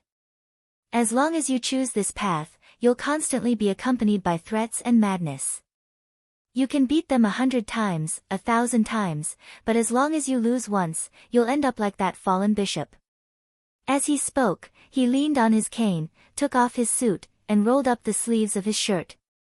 One of his arms was shriveled and wrinkled, as though he were a centenarian. The other was translucent and colorless, with a direct view of the blood vessels, muscles, and aponeurosis beneath the skin. At the same time, his face grew dense pale flesh granules that made Donna and Denton fall backward in terror and slam into the door. With thin flesh granules growing on his face, Klein maintained his smile. See this? This is madness. No. Donna and Denton almost lost their minds, stumbled through the door, and ran out. After a few steps, they fell to the ground, unable to keep their balance. How terrifying, Denton kept crying in a low voice. At that moment, they heard the door to room 312 clang shut. Donna gradually calmed down, not daring to think of Gairman Sparrow's appearance again. The way Uncle Sparrow looked, the flesh granules had occupied every inch of his face. The way his arms were shriveled and translucent wasn't much better than the monsters of the night before. For some reason, she recalled his eyes and the words, "This is madness." Her vision suddenly blurred, and she couldn't stop the tears from rolling down her cheeks. Donna, what's the matter with you?" Denton was so frightened by her reaction that he forgot his fear. Donna sobbed and said, "I don't know. I just feel very, very sad all of a sudden." Inside room 312. Seeing that Klein had returned to normal, Danitz couldn't help but click his tongue. Actually, there's no need to scare the children like this. They'll have nightmares. Just tell them that taking potions is dangerous. Just as he finished his sentence, he saw a hard wooden cane covered in blood and dirt flying over, accompanied by a sentence that wasn't in the least bit emotional. "Wash it clean." Danitz reached out to grab the cane as the smile on his face froze. Backlund, Empress Borough, inside the Hall family's luxurious mansion. Audrey stood behind the white and gold railings on the second floor, watching the servants on the first floor come and go, bustling with activity. According to the customs of the Lone Kingdom, the nobles with fiefs would leave Backlund 1 week after the New Year ball, and they would return to their own fiefs, where they would enjoy a pleasant life in the countryside or in a castle. In June, they would return to the capital, where they would socialize day after day. Of course, a banker with actual power and wealth like Earl Hall definitely needed to make trips between the two places to handle many matters. However, moving wasn't an easy task. Many things had to be tidied up beforehand, and some of the servants would bring them back to the manor or castle. Only after everything was ready would the masters begin their journey. After this tarot gathering ends, I should be sitting in a steam train back to East Chester County. I hope that vampire gentleman really can get the fruit of the Tree of Elders and the blood of the Mirror Dragon so that I can become a psychiatrist before I leave Backlund. Audrey allowed her thoughts to wander. Just then, Lady Caitlin came over and asked with a smile, "Penny, for your thoughts." "Well, you're already an adult. When you get back to Backlund in June, you'll be able to find something to do. Do you have any plans?" Audrey didn't think further and directly replied, "Mother, I want to join the church's charity organizations. I want to get to know this world," she added silently in her heart. "Good idea," the Countess agreed. After giving her some advice, she walked down to the second floor and began to inspect the affairs of the family. Audrey withdrew her emotions and turned her head to the side. With a faint smile, she said to the large golden retriever that was sitting to her side, "Susie, are you looking forward to it? You can run as much as you want in the green pastures and in the lush woods." She was making fun of Susie because she had only become a gift because she wasn't a qualified foxhound. Susie instinctively wanted to stick her tongue out, but she stopped herself like a cultured lady. She answered without hiding her emotions, "Of course, I like to run, but I hate those barbaric fellows." "Are you referring to the foxhounds that father and the others rear?" Audrey pursed her lips to stop herself from smiling. She looked up at the wall clock and saw that it was almost time for the tarot gathering.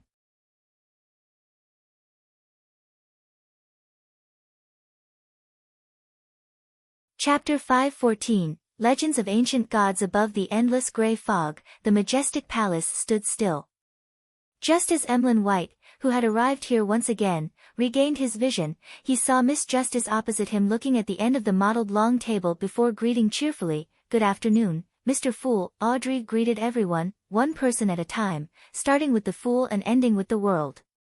This order wasn't according to the seating arrangement, but by the order of the tarot cards. The Fool was the beginning that contained all possibilities, and the World was the end that represented perfect sublimation. This was a little obsessive-compulsive disorder on Miss Audrey's part, a mysticism enthusiast. It started to appear with the increasing number of tarot club members. She really is a carefree girl of stately birth. Emlyn deliberately passed a deep judgment and politely responded to the greeting. During this process, he caught sight of the sun through the corner of his eye. He couldn't help but think of the recent days when he had been studying the detailed history of the sanguine at the home of Baron Waymandy. There are a lot of details that I don't know about. There are indeed differences between professional researchers and amateur enthusiasts, but from this week onwards, I, Emlyn White, would be a professional researcher. Baron Waymandy has never mentioned anything related to the City of Silver, so I can't ask him directly. As the secret messiah of the sanguine who is burdened with secrets, I have to be careful in such matters. Attending class for half a day and going to the cathedral for half a day before accompanying the dolls at night seems to be a pretty good life. Emlyn's thoughts gradually dispersed. Suddenly, he frowned and realized a very important question. Why do I still go to the Harvest Church every day? Yes, as a noble sanguine, I must put an end to the things I start. There have been a lot of patients recently. Sigh, having your reputation spread isn't a good thing. Emlyn's brow gradually relaxed into a softer frown. He saw that Miss Justice had completed her greetings. He raised his hand to knock on the table and looked at her. The things you need. Audrey pressed her right hand down and made a gesture to stop him before saying with a faint smile, "We'll talk about this during the transaction period. This is Mr. Fool's reading time." Based on Mr. Vampire's tone, there must be at least one of the fruits of the Tree of Elders and the blood of a mirror dragon. Audrey, you're going to be a psychiatrist soon. You're about to become a mid-sequence beyonder. Audrey's mood became increasingly cheerful, the corners of her eyes filled with smiles. She looked towards the figure amidst the thick fog and said with an uplifted tone towards the end, "Honorable Mr. Fool, I've gotten another 3 Roselle diary pages, just short of 4 pages." She pursed her lips while in thought. With Miss Justice setting an example, Furs also said, "Mr. Fool, I also have 3 new pages of Roselle's diary." She was also full of anticipation for this tarot gathering because her second apprentice potion had been digested much faster than expected. The dormant dangers had already been completely eliminated the day before yesterday. Derek followed immediately, "Honorable Mr. Fool, I've copied some legends of ancient gods." Then, he said to the hanged man, "I've also tabulated the list of monsters around the area." He really is a good child who doesn't need anyone to remind him. Klein, who had a rich harvest, sighed with emotion. Seriously, he hasn't improved at all. Even though this will lower the difficulty of me obtaining benefits, it also conceals the risk of me losing the resources from the City of Silver. Exposure is a problem that requires constant vigilance. Alger shook his head indiscernibly. Roselle's diary and the legend of the ancient gods soon appeared in the palm of Klein's hand. He skimmed through it quickly and found that 2 of the 6 pages in the diary were repetitions of the past. For example, one of Miss Justice's contributed pages matched a page which the hanged man had handed over last year. That's inevitable unless I can really teach them simplified Chinese. Klein sighed and willed the 2 diary pages to the back. The remaining 4 pages didn't contain very valuable information. Most of them belonged to the period when Roselle had lost his ideals and was obsessed with money, and the text was filled with sentences such as, "What did I invent today? What will I invent tomorrow? How many gold coins can it be sold for? Or, how much investment I received?" It nearly made Klein lose control of his expression, wishing to smack these diary pages in Roselle's face. At this moment, Audrey keenly discovered that the Dark Emperor card had returned to the side of Mr. Fool's hand and was placed face down. So it really was bestowed to his adorer. Was it to help him complete a mission? Or is there another possibility, that this is a new card of blasphemy, and not the original one? Audrey guessed with interest. After flipping through the diary pages, Klein resisted the urge to take a deep breath to calm his heart, and he looked at the legends of the ancient god provided by Little Sunday. It was quite a rough description. It divided the 8 ancient gods of the Second Epoch into 3 camps. The giant king, Ormur, the elf king, Seniathrim, and the vampire ancestor, Lilith, were allies who fought against the dragon of imagination, Ankwelt, the phoenix ancestor, Gregrace, and the mutated king, Kvaster. As for the devil monarch, Farbody, and the annihilation demonic wolf, Fleegria, they were the ones who wanted to subvert all order and corrupt all living beings. In the records of the City of Silver, the 8 ancient gods were described as violent, evil, cruel, and terrifying. Even the ancestor vampire, Lilith, who superficially looked the most normal and was described as the embodiment of beauty, had a disgusting and ferocious side. For instance, she would manifest into a mountain range of flesh. On top of it grew all kinds of reproductive organs as they spewed out thick black fog while constantly producing all sorts of strange creatures. All powerhouses who approached her would be overwhelmed by the desire to mate and reproduce, becoming a walking organ. And all living beings who saw this scene, other than the other ancient gods, would lose their minds without exception or mutate on the spot, while others became crazy. The records of the City of Silver originated from the ancient texts of the giant king's court. Of course, that was what they claimed. I cannot eliminate the possibility that this is to discredit an ally. This aspect is rather similar to the loss of control of the primordial moon who the sanguine pray to. Is this one of the traits when one follows the moon pathway to the end? At this thought, Klein almost raised his head to sweep his glance at Emlyn White. In the legends of the City of Silver, the vampire ancestor, Lilith, really did control the crimson moon. As long as she wanted, she could make the blood moon appear every day for 365 days a year, allowing the negative energy to rampage through the lands and the spirit world to interact with reality for an extended period of time, releasing countless unspeakable monsters and evil spirits. This is the power of a deity. I wonder what the difference is between the ancient gods and the current true gods. Why do all of them look like evil gods? In the legends of the Sanguine, Lilith isn't like that. One of them is lying between the two of them. Or could it be that there was a change midway, from the one recorded in the City of Silver to the one depicted in the legends of the Sanguine? Klein looked away and took note of the details. He made the paper in his hands vanish and leaned back slightly. You may begin. With her bright eyes, Audrey looked at Emlyn White and immediately said, Mr. Moon, do you have news of the fruit of the Tree of Elders and the blood of a mirror dragon? Emlyn nodded his chin and said, a total of 750 pounds. Just pay this amount and they'll be yours. And of course, there's my payment. 100 pounds. Audrey didn't bother with the total price at all and happily responded, deal. I hope that the deal will be completed today or tomorrow. No problem. Emlyn, who was about to make 100 pounds, couldn't refuse Miss Justice's request. Awesome. Audrey lowered her right hand, clenched it into a fist, and lightly pumped it twice. At that moment, Alger turned his head to look at Mr. Vampire. Do you still want the inheritance of that sanguine baron?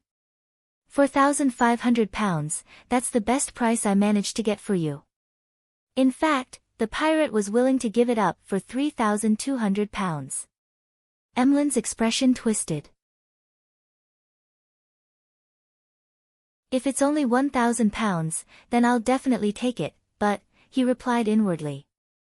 Although their family members were pretty good apothecaries and doctors, with a modest annual income and long lives that allowed them to save a fortune, Emlyn had been unable to save any money since he became infatuated with dolls. From time to time, he would order some custom dolls. Even if the 100 pounds which he hadn't received yet was counted, his personal savings didn't even reach 500 pounds, of which, 150 pounds had been contributed by Detective Sherlock Moriarty. I'll think about it again, Emlyn said with difficulty, suddenly feeling that he had to find some way to quickly save up money. This fellow, Emlyn, just made the sound of poverty. Upon seeing this scene, Klein happily quipped inwardly. Being friends with Mr. Vampire in reality, Klein had heard him mention that over the years, he had spent more than £7,000 on dolls, which made Klein marvel at the price of puppets and how extravagant Emlyn was. No problem. The hanged man didn't press further. He turned to Audrey. My fair lady, the artisan has completed the work and has obtained a rather mystical item. It allows you to truly change your appearance while also providing you with 3 Beyonder powers: flame controlling, damage transfer, and danger intuition. It improves your balance and agility. It's a silver mask, but it can also be a hat or an earring. It can change its appearance, and you can name it. Of course, it also has its own minor flaws. When you wear it, your emotions will be amplified, and you must learn how to control yourself. It costs £5,500. At this point, the hanged man chuckled and said to the world, the Beyonder characteristic you provided earns you £4,500, and the artisan's workmanship is worth £1,000. £4,500, much better than I had expected, even though there's a 15% commission, that is to say, £675 for Mr. Hanged Man. Klein immediately controlled the world and nodded in agreement. That wouldn't be an issue. Emotions would be amplified? According to Miss Escalante, I'll have the ability to influence the moods and mental states of other people when I advance to psychiatrist. I should be able to do the same for myself. Yes, that flaw isn't a problem. Audrey nodded lightly. I will pay within 2 days of receiving the mystical item. In order to not reveal the secret of the Tarot Club, she had to wait until she had received the item before she could claim reimbursement from her father. Sure. The hanged man wasn't the least bit worried about Miss Justice's credibility. So rich. Both Emlyn and Furs felt agitated at the same time.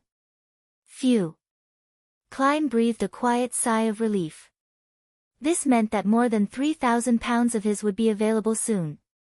Thank you, Miss Justice. He silently drew a crimson moon inwardly. You're tuning in to the Blissful Bookshelf YouTube channel. We're so grateful for your support, and don't forget to subscribe to join us on this incredible journey through captivating stories. Your generosity through donations truly makes a world of difference, as it's the primary source of revenue that allows me to expand and enhance this channel for you. Thank you from the bottom of my heart for being a part of this adventure.